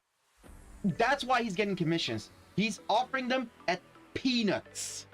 He basically gets barely anything for it.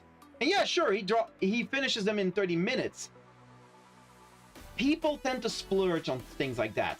You have to think like this, Hooter. You could do that as well. Absolutely. You could very easily draw a lot simpler, a lot more crude finish thing. My commissions are at 10 euros, 10 fucking euros. First of all, increase your prices, Hooter. You need to increase your prices. But excuse me, no worries. I understand your frustration. It's honestly completely valid, your frustration. But first of all, you need to increase your prices. Like, you and this other person charging so little for your commissions hurts every artist out there. Why? You are lowering the floor, you are lowering the bare minimum, you are lowering the value of art of commission art in general. Yeah, don't ever work under minimum wage. Exactly. Like, that is unacceptable, and it hurts other artists as much as it hurts yourself. I'm going to snooze the ads for a moment because this is important stuff. Okay, so again, as I was saying, you can easily do what this other artist does. Very basic shapes, finish very quickly. Ask yourself this question, Hooter. Is that art that you would be happy with? Because I can do very simple, basic commissions as well. I can do extremely simple sketches and shapes and sell those for peanuts. But first of all, I don't want to sell anything for peanuts. Second of all, anything I sell as a commission, I want that to be something I can proudly display. Now, if they can proudly display that, good for them. I don't think you would be able to proudly display that, especially considering the way you're talking about it. It is art that you are not impressed by, you look down upon, and you would never do yourself. Which, it sounds a bit crude by saying look down upon, but that is in fact what it is. Like, we all have art pieces that we look at, we're like, this is not my thing, I would not want to make this. Like, do not even try to compare with that. You do not need to be to that level. Now, he got consistent commissions. You say he has no social media, but you're on a Discord server. Discord server is also social media. And it might just be that that audience is more looking for his kind of work than yours. You need to find your audience if you're looking for commissions. This is a struggle I have as well, because believe it or not, Hooter, I barely get commissions at all. And it is a big struggle point for me. And this is something that I am actively trying to address. I am going out there and I'm going to try and find the communities that would be interested in my work, that would commission me. Because so far, most of the communities I've found have no interest in commissioning me, regardless of whether my art is priced at $150 or $15.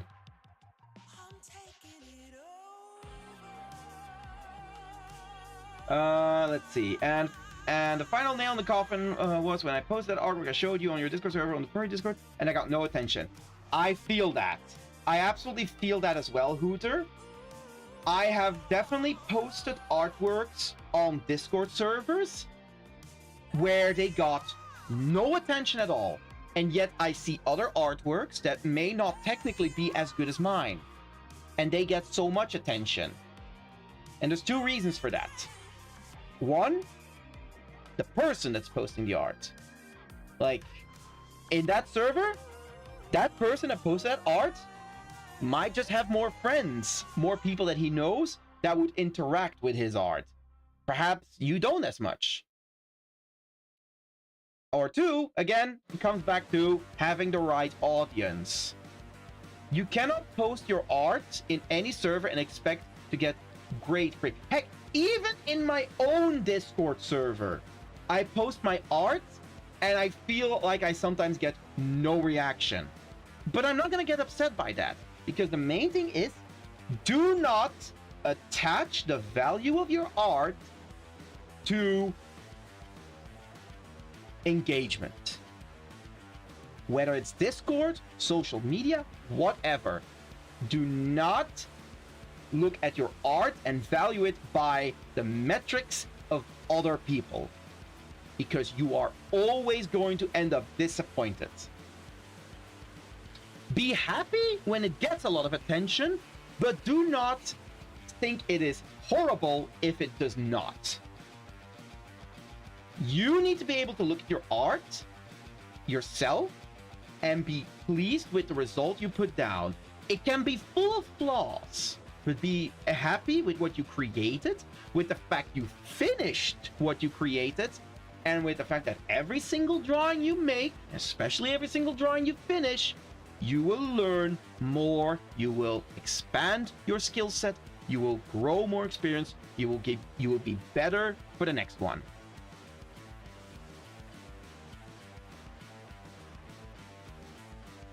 Okay, with that ramble, let me see what messages I missed. No, okay, I'm gonna let the ads play for a moment. Because otherwise we're gonna get hit by... Actually, let me see. Yeah, okay. I'm gonna let the ads play in a bit, because otherwise we're gonna start getting hit with pre-rolls, and I absolutely hate pre-rolls. So in the meantime, let me have a look what other messages I missed while I was rambling. Don't ever work on a minimum wage. Yep, exactly. Because if you do that, might as well do a minimum wage job and have fun doing art for yourself. Exactly. That one is very true. If you are going to start doing art for below minimum wage, just go do a minimum wage job and keep your art as a hobby.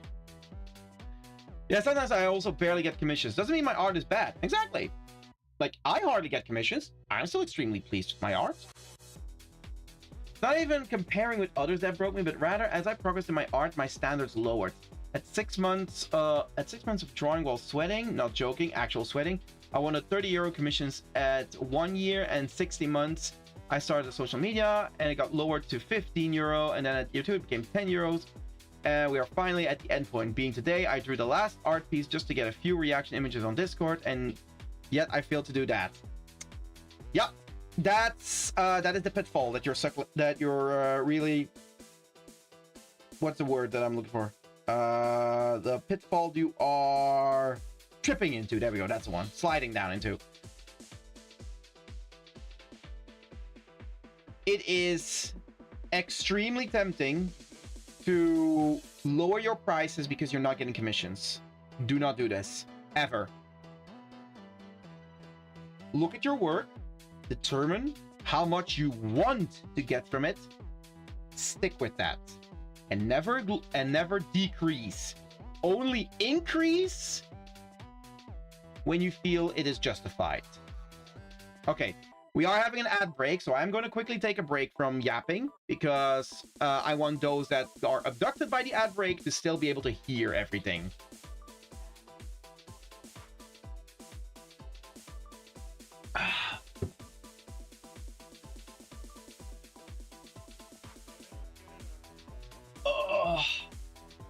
But yeah, this is absolutely a topic that I find very important to address, because it's something that I used to struggle with myself.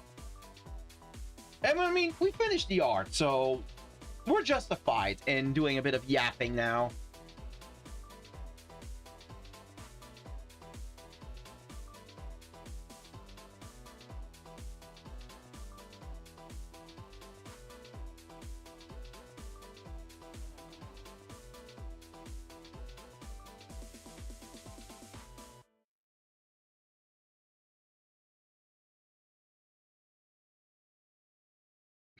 Miko selfies make him. I know he can't hear me if I say anything, so let me do it like this.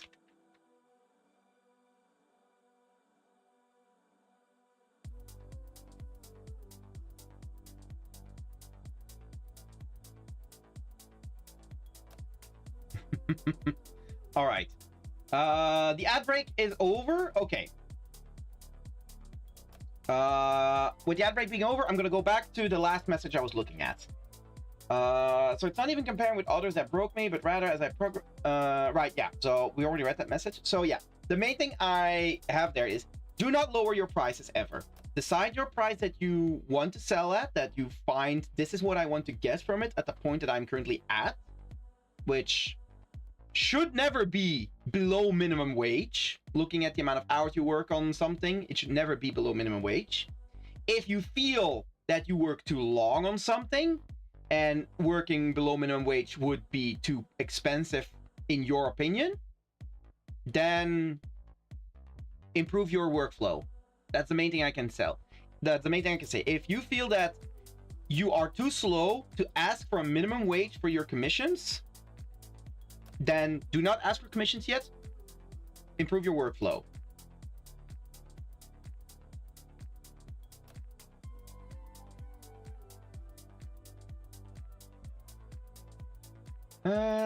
Same here. Wait until my Instagram. That shit has been dead for 5 years.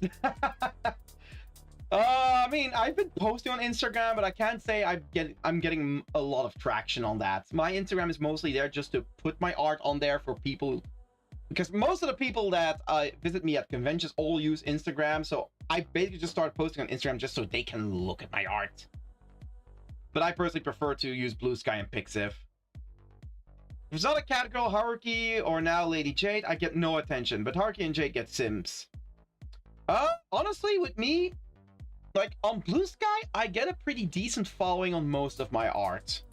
But I do notice that whenever I draw like fan art, it gets so much more. But I like drawing OCs more. Does that mean I'm gonna stop drawing OCs? Absolutely not.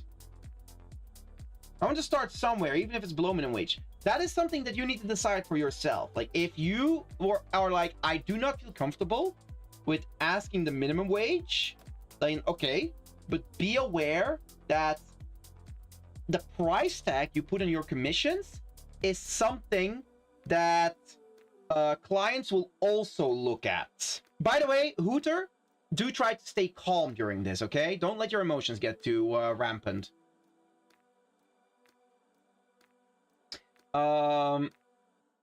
Always remember that whenever you put a price tag on your services, on your art, if you lower that price tag, you are lowering the value in any client's eyes as well. For example, you notice this with games as well. If someone makes a game, a very small, simple, fun game, the way that people look at this game, if they ask €1 or €10 for the game, is a night and day difference. Just to give you an example, people look at a €1 game and are like, oh, this is pretty garbage. It's just like a little shovelware. Like, sure, I'll buy it, but While if they look at a €10 game, it's like, oh, that's not too expensive, but that seems like it would be a decent enough game. Art is the exact same. Like, if you do commissions for 10, 20 euros, yeah, you're gonna get people. There might be people that buy it, but nobody's gonna look at that and find that valuable. Anyone that buys that will not value the art that you have created, unless like very specific exceptions. But like for me, for example, I have my commissions start at a bare minimum of 150 euros. I don't get a lot of commissions at all, but a lot of the commissions that I do get end up being 200 or 300 euros. It's not many commissions, like it's like one commission every few months. But what I do notice is the person who commissioned that truly values what I created.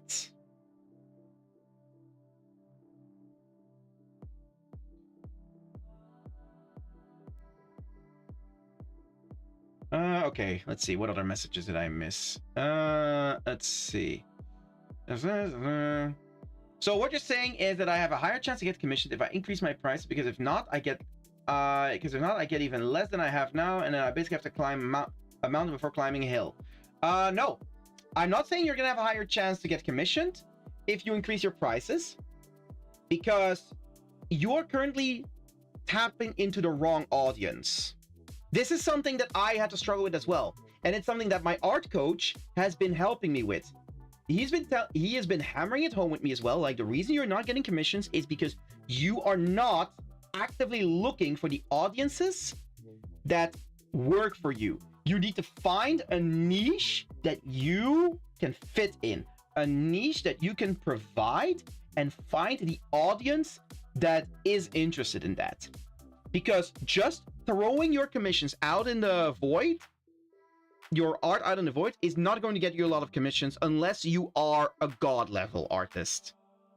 Or if you are extremely broad in, I can draw all of this, you are not specialized enough, and people will not see enough examples within specific niches. Keep in mind, anytime someone wants to commission something, they are looking for something specific. Someone who specializes in specific types of art will have more examples to convince a client that they are the right person for this job. Someone who is more like very broad, general art, they will not have enough examples of a specific niche that client is interested in. Being too generalist an artist is going to shoot yourself in the foot as well, because nobody's looking for a generalist artist for a commission. They're always looking for someone who can specifically make what they want.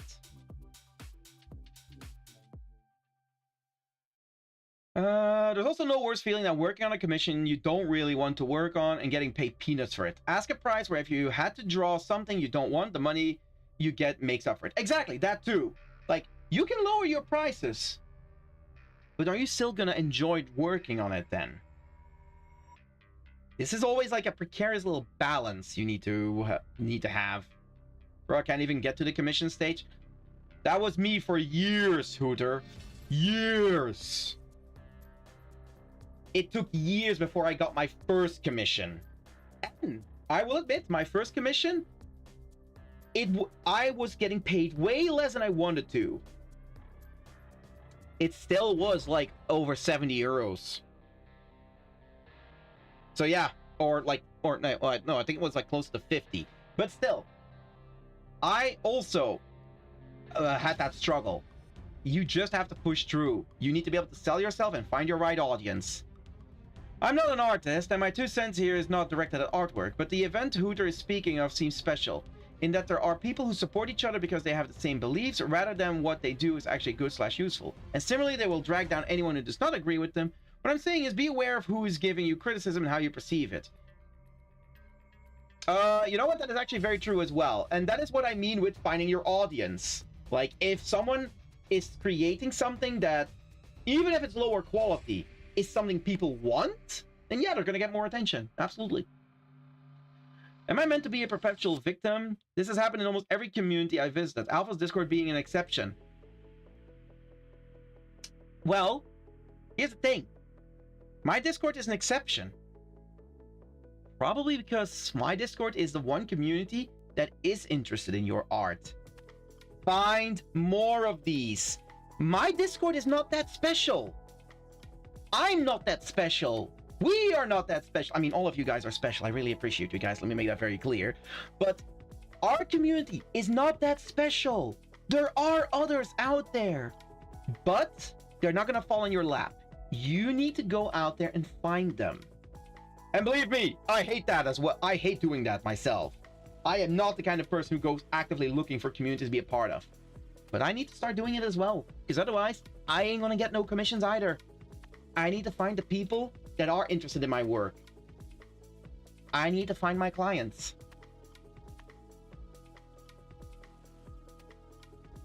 Can't stop you from feeling like a victim. Only you can do that. I mean, based. Also, something to keep in mind, economy is also shit. True, the economy is also very shit. But I don't know. Feel like there's always going to be an excuse there. There's always going to be an excuse for people to not spend money, but they always keep on doing it. That's just how it is. I like how you say, feel as if as if I just stop feeling like a victim, I'll get commissions, because that's a root problem. May sound harsh, but it's true. Yeah, maybe I will search for a community that will accept me. No clue who that community is, but I think I'll take a break before searching for it, because I feel like I've searched for it for a long time. Hooter, the main thing that... okay, this is something that my art coach told me specifically to do. What you should try and do as well is look at your art, look at what you like making, and try to define it. What do you like to create? Like, try and define this. What is your niche? And using that niche, you need to start looking for communities. And this is something that my art coach told me. The best place to go looking for it is apparently Reddit, because it has so many different communities. One of the tasks that my art coach gave me not too long ago is go onto Reddit, lock down a niche.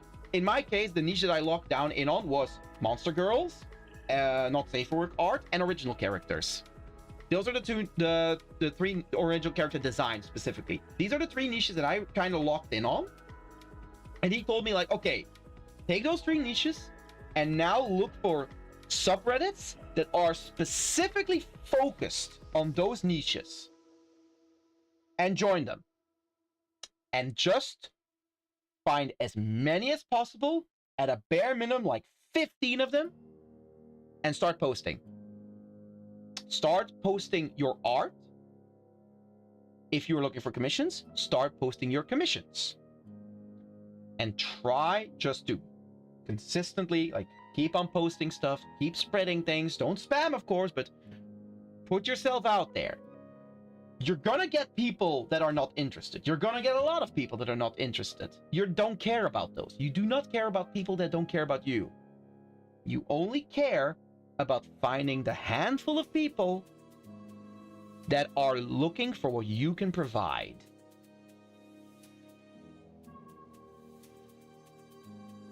I like black and white. I like more realistic. I like ink. I also like perspective and art. Okay, see, that's the thing. You are defining that. Look for those communities. Look for the communities that are really into that. No, that I may do. Not right now, because I'm already on the edge, and one more push I may fall and never get back up. Thanks, I'll do that. If you need to take a break, nothing wrong with that. Really. Do not feel bad for, like, okay, I need to take a break from this all and just calm down. There is nothing wrong with that. That's perfectly fine. But yeah, just go out there, find the people that would be interested in your art, because clearly the communities that you're currently in are not the right ones for you. And I think when it comes to my community, there's a reason that my community is very open about this, because first of all, we have a wide variety of different styles of artists in my community, and it's a small community, so you don't get drowned in it. And I hope it always stays that way. Like, sure, the community can grow, but I hope it never gets too massive. But we also all are, most of the people in my community are artists in their own right, or art appreciators at the very least. A lot of us know these struggles. We understand, and we can appreciate a lot of the technical sides of art as well. This is something most people cannot do. Most people cannot appreciate the technical skill and the effort that goes into art, because most people are not artists. And that is how you get people who might flock to a 30-minute sketch instead of paying attention to the 20-hour piece that you've been working on. That's how that happens, because to these people, they are just two images. They don't know how long it has been worked on. They don't care. That's just how it is. You gotta find the people who care. But yeah, I at least hope that I was able to help you a bit, Hooter. And I know that not everything that we said here was like extremely motivational. Like, there was a bit of harsh truth in what we've been saying. But at the very least, I really hope that it can help you. It can mean. Can't they feel the difference at least between 12 hours and 30 minutes? You would be surprised. You would be surprised, Hooter. People who are not artists do not really have like that insight in art. Sure, if they look closer, then they can probably see the difference. But you know what? They're not going to look closer for that. They're not looking for what art piece has been worked on more. No, they're going to look at which art piece do I like more in the 2.5 seconds that I've seen the art piece. Because that's what happens. You get a few seconds tops to impress someone with your art. And if they're not impressed, they're not going to acknowledge it. And that's just the painful reality of art. It is a fleeting medium. Just like most artistic mediums are. Attention in any artistic field is extremely fleeting. It's extremely valuable. And yeah, you're not gonna get that on every single piece. Like, again, I look at my own art pieces as well. They don't get that much traction. Damn, brutal. Yeah, but that's how it is. That is how it is. Especially if you're trying to sell commissions. All measured in 2.5 seconds. Yeah, here's the thing. Especially when you're selling commissions, you're gonna put some examples out there. The first 3 examples are the only ones that matter. And they matter at a cursory glance. If potential clients are not interested after having quickly looked at your first 3 examples, they will move on. 9 out of 10, they will move on. Yeah, same as reels. The first 5 seconds of a reel is the most important. Doesn't matter if you spend $1 billion making it, nobody's gonna watch it. Yep, exactly. And this is just the painful truth of any artistic... like, you can tell this as well with anime or series. Okay, most of you all who watch any kind of an anime or any kind of a series, you will be able to tell me, or even a movie. For the series, 2 or 3 episodes. After that, your opinion about the series has been decided, right? A lot of people will quit after that. Most even quit after the first episode. Some give it 2 or 3. But if you are not impressed after 3 episodes, you're either a masochist or you're not going to continue watching that series or anime. Same with a movie. If the movie has been going on for 20 minutes and you are not interested by that time, you are not engaged, you are not going to be following the movie. You're either going to not pay attention to the movie anymore, leave the movie, or just zone out entirely. Like, just or start looking at the flaws in the movie. There are people who do that as well. Like, they're not interested in a movie, okay, they're gonna keep watching the movie, but they're gonna point out all the flaws. It applies to everything. This is also in games as well. This is why in games, if a tutorial level, like, tutorials are honestly mandatory in games, in my opinion. Like, you cannot expect everyone to know how to play a game immediately. But if the tutorial is such a drag, it's such a slow, uninteresting slog to get through, everyone's complaining about that. It doesn't matter that the rest of the game is absolute peak gameplay. Most people won't get to it. Most people have checked out. And I can keep going with the comparisons. It's the same at a restaurant as well. If you get 3 courses in a restaurant, you get your first course, it's shit, you're gonna leave already, or you're gonna be extremely skeptical. Wow, I can speak. You're gonna be extremely skeptical about the other courses. It's like that for everything. And this is the main reason why I feel that measuring your art by engagement is a very, very dangerous habit. Because if your art does not reach the right audience, then it does not matter how good it is. Because it just will not get any traction. And I'm speaking from experience. It's only when you start growing and getting a bit more fame that these rules start to slowly bend. I've noticed this with myself as well. I've been posting my art on Pixiv for a long time. When I started posting on Pixiv, my art barely got any attention at all. Just nothing. Absolutely nothing. But I kept trying. I kept posting. Maybe sometimes I'd get a few likes. Maybe even a bookmark. Great. But I just kept going. I didn't let it stop me. I just wanted to continue making art. Not for them. I don't care about them. I want to do it for me. And then eventually, oh, hey, I made an art piece that's actually making a few waves. Suddenly, the amount of views are, the amount of likes are in the double digits. Ooh, amazing. Oh, no, next one's no longer that. And then I feel disappointed because I thought, hey, I'm making it. Nope, I'm not. And that is so dangerous because then you suddenly get the high and it just falls off again. I noticed this especially when I made my Bernice illustration. You guys will know which one. It's apparently one of my most popular images. While I actually don't like it on a technical level anymore, I think I could do way better than it. Here we go, this one.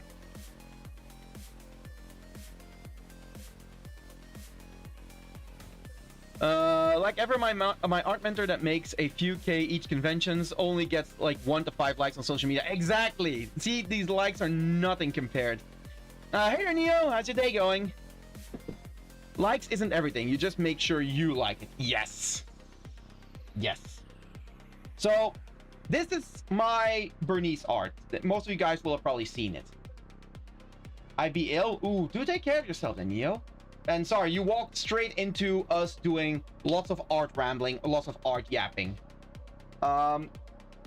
This is my Bernice art that I made quite a while ago. It was released during the peak Bernice brain rot time, which I think is about like a year ago now. This image blew up on Pixiv. Like, it blew up so much. It became so popular, it was just blasting up in the amount of likes. Instead of like getting a few tens of likes, I got hundreds of likes, hundreds of bookmarks, thousands of people looking at it, and they're like, wow, I made it. So imagine the crash when I posted my next art and I got like barely 10 likes on it. That was a horrible feeling. And that's because I let myself get too attached to the high numbers I suddenly got in. I was like, I made it. People like it. And because of that perception, the next image I posted did not get that amount of attention. And my first thought was, it's shit. My image isn't good. I had to force that mindset out for me. And the thing that I wanted to get to now is, first of all, well, that dichotomy between, oh, I made something popular that picked up on the right audience, that was posted at the right time, and then the next thing didn't get that lucky, but I kept on posting regardless. And you have to remember that as you keep posting, especially if you're on social media, consistency is key. This is something that anyone on social media will tell you. Consistency. Just keep making things. Just keep posting. Don't care about the interaction. Don't care about the waves you're making. Just keep posting. Because every so often, oh look, another follower. Maybe like 3, 4, 5 images later. Oh, look, another one. Okay. Oh wait, there's another one. And it starts snowballing. Because most of the people that start following you, they're an empty number. They follow you, and then they don't really interact with your stuff. This just happens. But every so often, you'll have a follower that does interact with your stuff. And they will spread that. And it slowly builds up over time. You'll start getting more attention. You can put in some more effort to bring more attention to your stuff as well, and bring more people into the fold. But it takes time regardless. And I'm noticing now that same image on Pixiv that I got so disappointed by because it wasn't doing the Bernice numbers, Well, guess what? Let me, you know what? Let me open it up real quick. I'm gonna go check it out. What is the next? What is the image I posted after my Bernice? I'm gonna check the numbers now, because it did really horrible, but it's still there, and it is actually gaining attention. Maybe not to the same scale, but it's happening. Hold on, let me see. Where's my Bernice? Looking for her. See, I already have to go to the next page. It's been that long. Okay, there it is. So yeah, my Bernice, yeah, sitting up at a couple hundred likes, couple hundred bookmarks, which is amazing. It's my best piece still to date. And the next piece that came after that, yeah, it's still there. The next piece that came after that Bernice one, it has 6 likes and 3 bookmarks. Oh well. But guess what? The one after that, that also didn't do well when I posted it. Now it's sitting at a couple hundred as well. I am noticing that as I am growing, people start looking back at my older stuff, and slowly they pick up a few extra bits of attention. It's not worthless. It's not bad. It just didn't get picked up with the right people. And thus it's going to take longer, sometimes a lot longer, for them to get found. You cannot let social media attention be the defining factor of your quality. Because if you do that, you will be disappointed.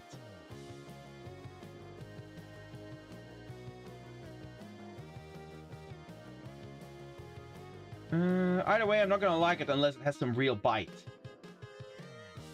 What do you mean with bite, though, Hooter? Like, do you mean as in it gets some real attention online? Because if that's so, then you're setting yourself up for disappointment.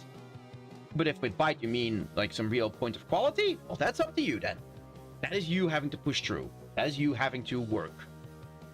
Popularity does not equal quality. Just look at the Garden of Banban. I have no idea what that is. I mean, consistent posting requires consistently drawn artwork, which doesn't apply to all. When I say consistent, I don't mean you post every week. I don't do that either. The main thing is you just need to post. It doesn't matter whether it's once a week, once a month, once every few months. But whenever you create something, just put it out there.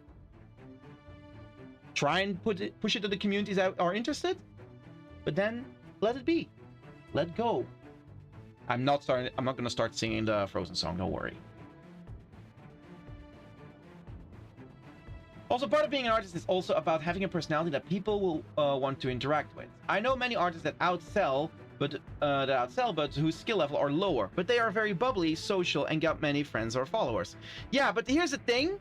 That is dangerous, because not everyone feels comfortable in that position. I know that Hooter is someone who would not feel comfortable in that position. Correct me if I'm wrong, Hooter, but I feel like that's not something you'd feel comfortable like doing, putting yourself out there like that.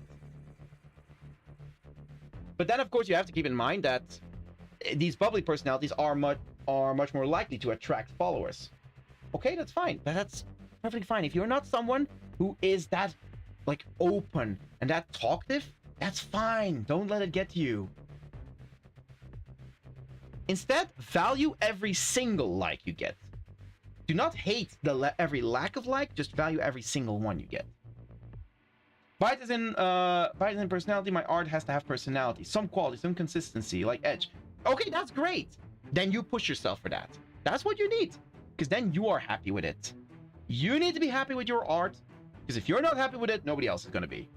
Because people can see that. I absolutely hate talking to people, and people hate talking with me. It's bad for everyone involved. I don't know. We're talking. We're talking right now, Hooter. I'm not hating it. Are you hating what we're having here? Do you dislike the talk we are having right now? Because I know I'm not. I am not hating the talk we're having. I'm actually really engaged in this conversation. I'm having fun with this. Why am I having fun with this? Because this is about something I care about. This is something I'm passionate about. Do I hate talking to people about the weather? Absolutely. I fucking despise it. I do not care about making small talk with people. I absolutely love talking with people about things I'm passionate about. God of Banban is a video game franchise with 8 games and 4 spin-offs over 2 years. Holy damn. That's going hard.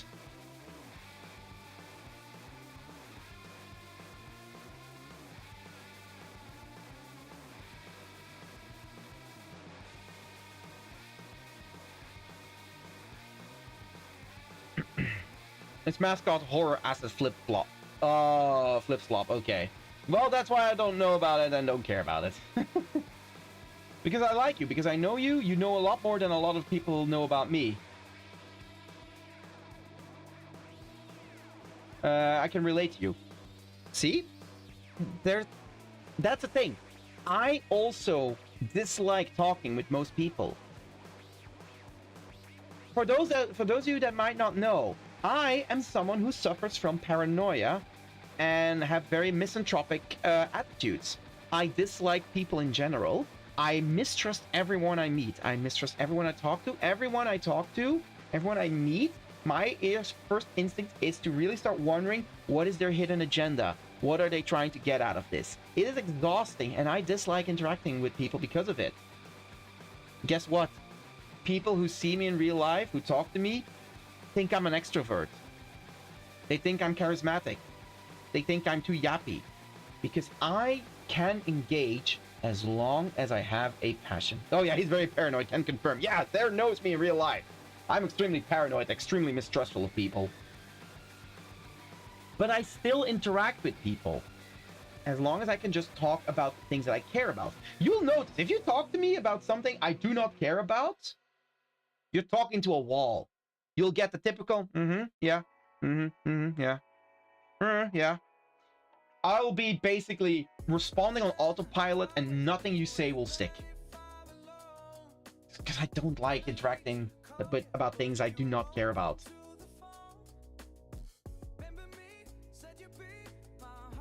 But find those people that you can interact with about things you care about, and hey, look at that! We're circling right back around. Damn, he's literally me. But hey, look at that! We're circling right back around to what I said, to one of the first things I said. Find your community. Find the people who care about the same things you do, who are passionate about the same things you do. Because keep in mind, and this is a very brutal thing to say, but it's also one of the most relieving things to say. You are not special. You are not unique. You are your own person. But there are others who are like you. And those are the people you need to find. Those are the people you will get along with. Will they be exactly like you? No, hopefully not. Because talking to a mirror is also not interesting. But you are not, and this is something that applies to me, to you, to everyone. You are not special to such a degree that there is nobody that you can interact with. There will always be others who feel the same way you do, who think the same way you do, who are interested in the same things you are. They are out there, but you will need to find them. I can engage until my red flag radar goes off, which I have honed to a decimal point.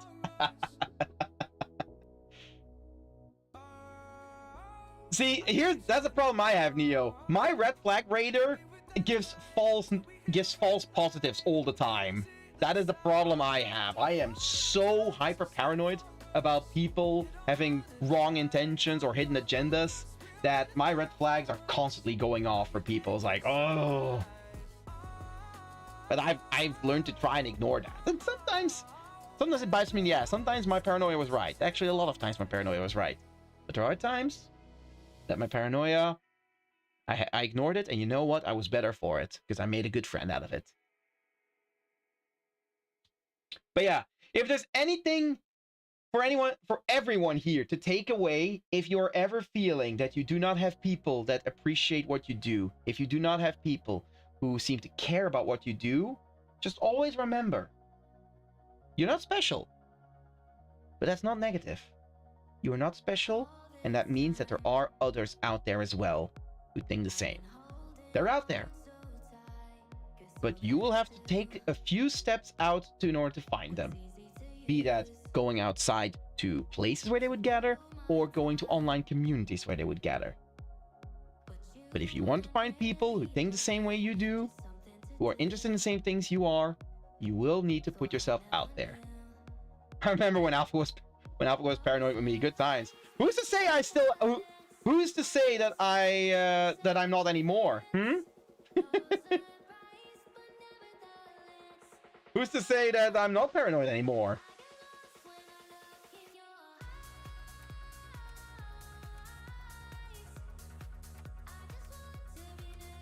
Because it takes a while to earn my trust, but you can very easily lose it again.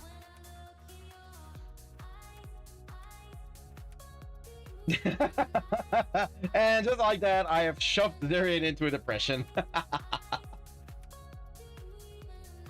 Nah. Let me put it like this.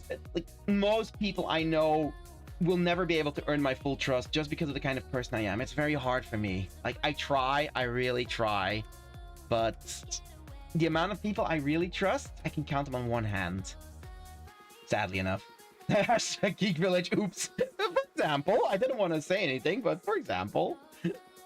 A guy in my college gave me red flags. He looked like a podcaster. I'm in the media department, and he told me that football is better than all fiction, and that he joined the course because he didn't want to get a job. Bingo. Oh wow. Yeah. Wow.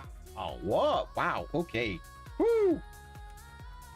I'm sorry. That is so many red flags that they get copyrighted by Six Flags.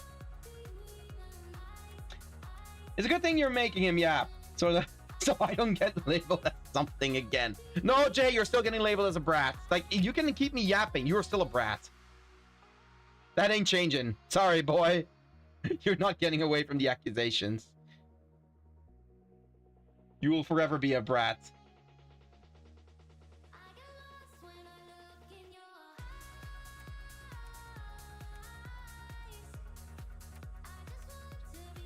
And thank you for the hydrate and the stretch there, Hickory.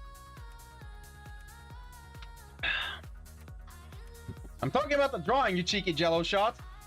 Well, I mean, if you don't specify, I have to assume what you're talking about, Jay. It's okay, Jay. We love rats here. You've been yapping. You need hydration. Well, thank you. Oh, and do proper stretching as well.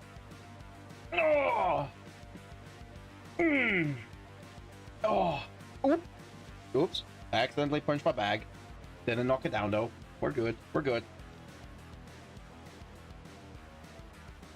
He joined the creative industry but isn't creative. Yeah, basically. He joined a creative industry because it looked like the easy way out.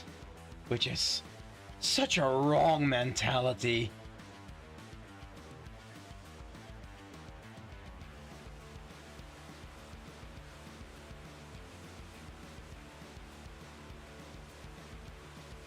All right then.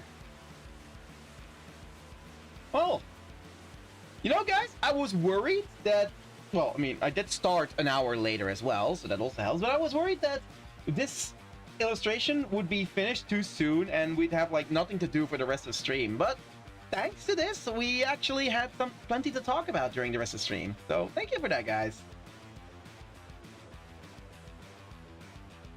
But I think we're gonna slowly finish up the stream. Let's have a look on the Twitch side of things if we can find someone to raid.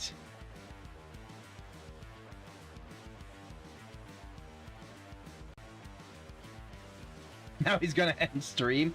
Well, yeah, it's almost time to end stream. Like, it's almost 8 my time. That's when I end. That's when I always end my streams. Let's see. Anyone doing art? Oh, wait. Hold on. First slime raid? Yeah, hold on a minute, though. I'm going to quickly grab a couple of business cards. I want to try and see if any of the new artists I met at AnimeCon are currently streaming. Give me a second, guys.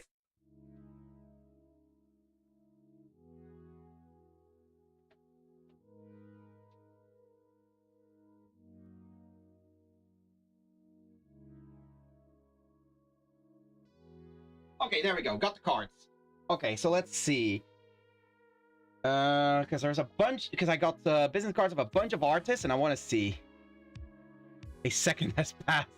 Shut you all. Will you go to Romania for the Eastern European Comic Con? Oh, actually, you know what? Good thing you brought that up, Hooter. I really, really want to go to Eastern European Comic Con at some point. I'm not going at the moment. The logistical costs of getting myself and all of my stuff there would be horrible. Lodging would not be a problem. Like, one of my moderators, Monty, lives in Romania, and I know I can crash at his place. I know I can crash with him and his wife. So, lodging, not a problem. But it's the logistics that are an issue, because I have a lot of stuff. And if I have to get it there by car, it's an almost 24-hour drive. Oh, damn, this will be my first Comic-Con. I really wish to see you there. I'm so sorry, Hooter. It is just too far. I really do want to go at some point. And I will say, do enjoy it. Like, Comic-Cons can be a really fun experience. I do want to go to Eastern European Comic-Con at some point, but I need to get, like, the logistics in order for it. I know I'll never meet Alpha. I don't know. I'm not opposed to ever going to a US Comic-Con, or US Anime Con. But there's even more logistical issues involved with that one. For starters, along with a bunch of other issues. So, it's not impossible, Jay. But the chance is a lot smaller. You're gonna be much more likely to meet me if you ever travel to Europe and visit a Comic-Con here. But yeah, Eastern European Comic-Con, absolutely wish to visit it at some point. All right, let me have a look here. Okay.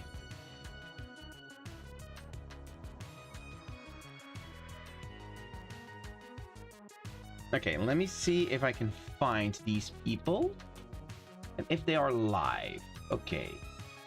Okay, I found you, but you're not live. No.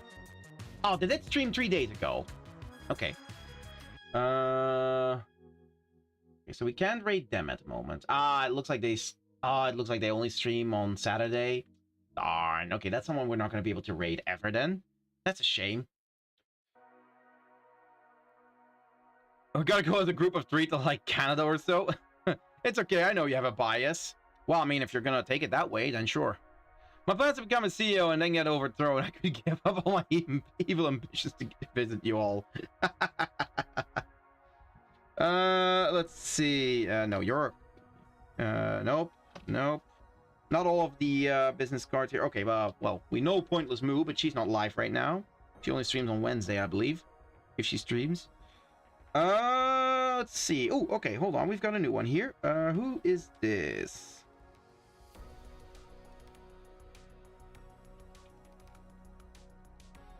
Let's see. LiveQNX. Can we find you? Yes, there you are. But they are also not live. They streamed 7 days ago. And they don't have any scheduled streams right now. Still, we're gonna follow them. See if we can pick them up at some point. Okay, next card.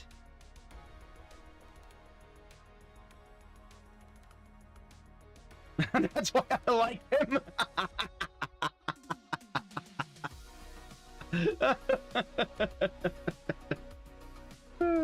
No, this is from an indie game. This is from the Dutch anime community. And I believe we already are following Vanilla, aren't we? Let's see.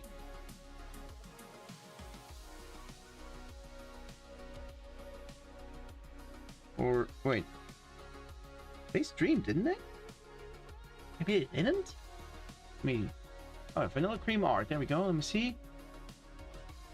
Oh, no. Okay, here they are.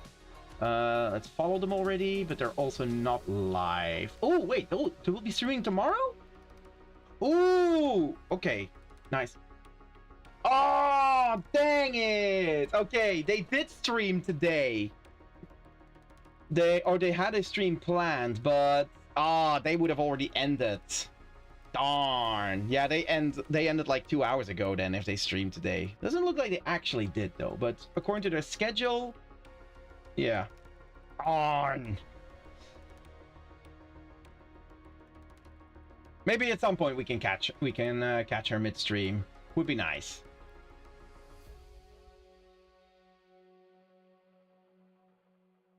Okay, well, that was all the business cards I had. So sadly enough, none of the artists whose business cards I picked up are currently streaming. So we'll need to find someone else. Oh, hold on. Oh, this is someone that we haven't rated for a while. Paris Noella. Yeah, sure, let's rate them. They're live. We haven't rated them for a while. All right. Eat the card, spit out the letter, and search the left. That's not how that works. All right, then. Okay, I am already going to fire off the raid timer as I do my entire spiel, so bada bing, bada boom. And with the raid timer on Twitch ticking down, thank you once again, everyone, for being here today. Whether you're active in chat or simply lurking in the background, I very much appreciate every single one of you. On the Twitch chat, indeed, if you want to support me, you can find all of the links to commission me or to follow me on my socials or to join our Discord. On YouTube, you may find those links as well on my YouTube profile. I should really get to updating our stream description to include those as well. Whoopsies, I keep saying that every time. I'm going to keep slacking off on that. I am very sorry. Thank you for the raid messages as well in the Twitch chat, Hickory. All right, then. And with the raid timer ticking down, I'm going to send you all off to the end screen now. Thank you once again. I will be closing down the stream on YouTube, and on Twitch we will raid out. So, with that all said and done, thank you everyone for being here today. And I hope to see you all tomorrow for Persona 5 Strikers, or Thursday for more art. Bye-bye!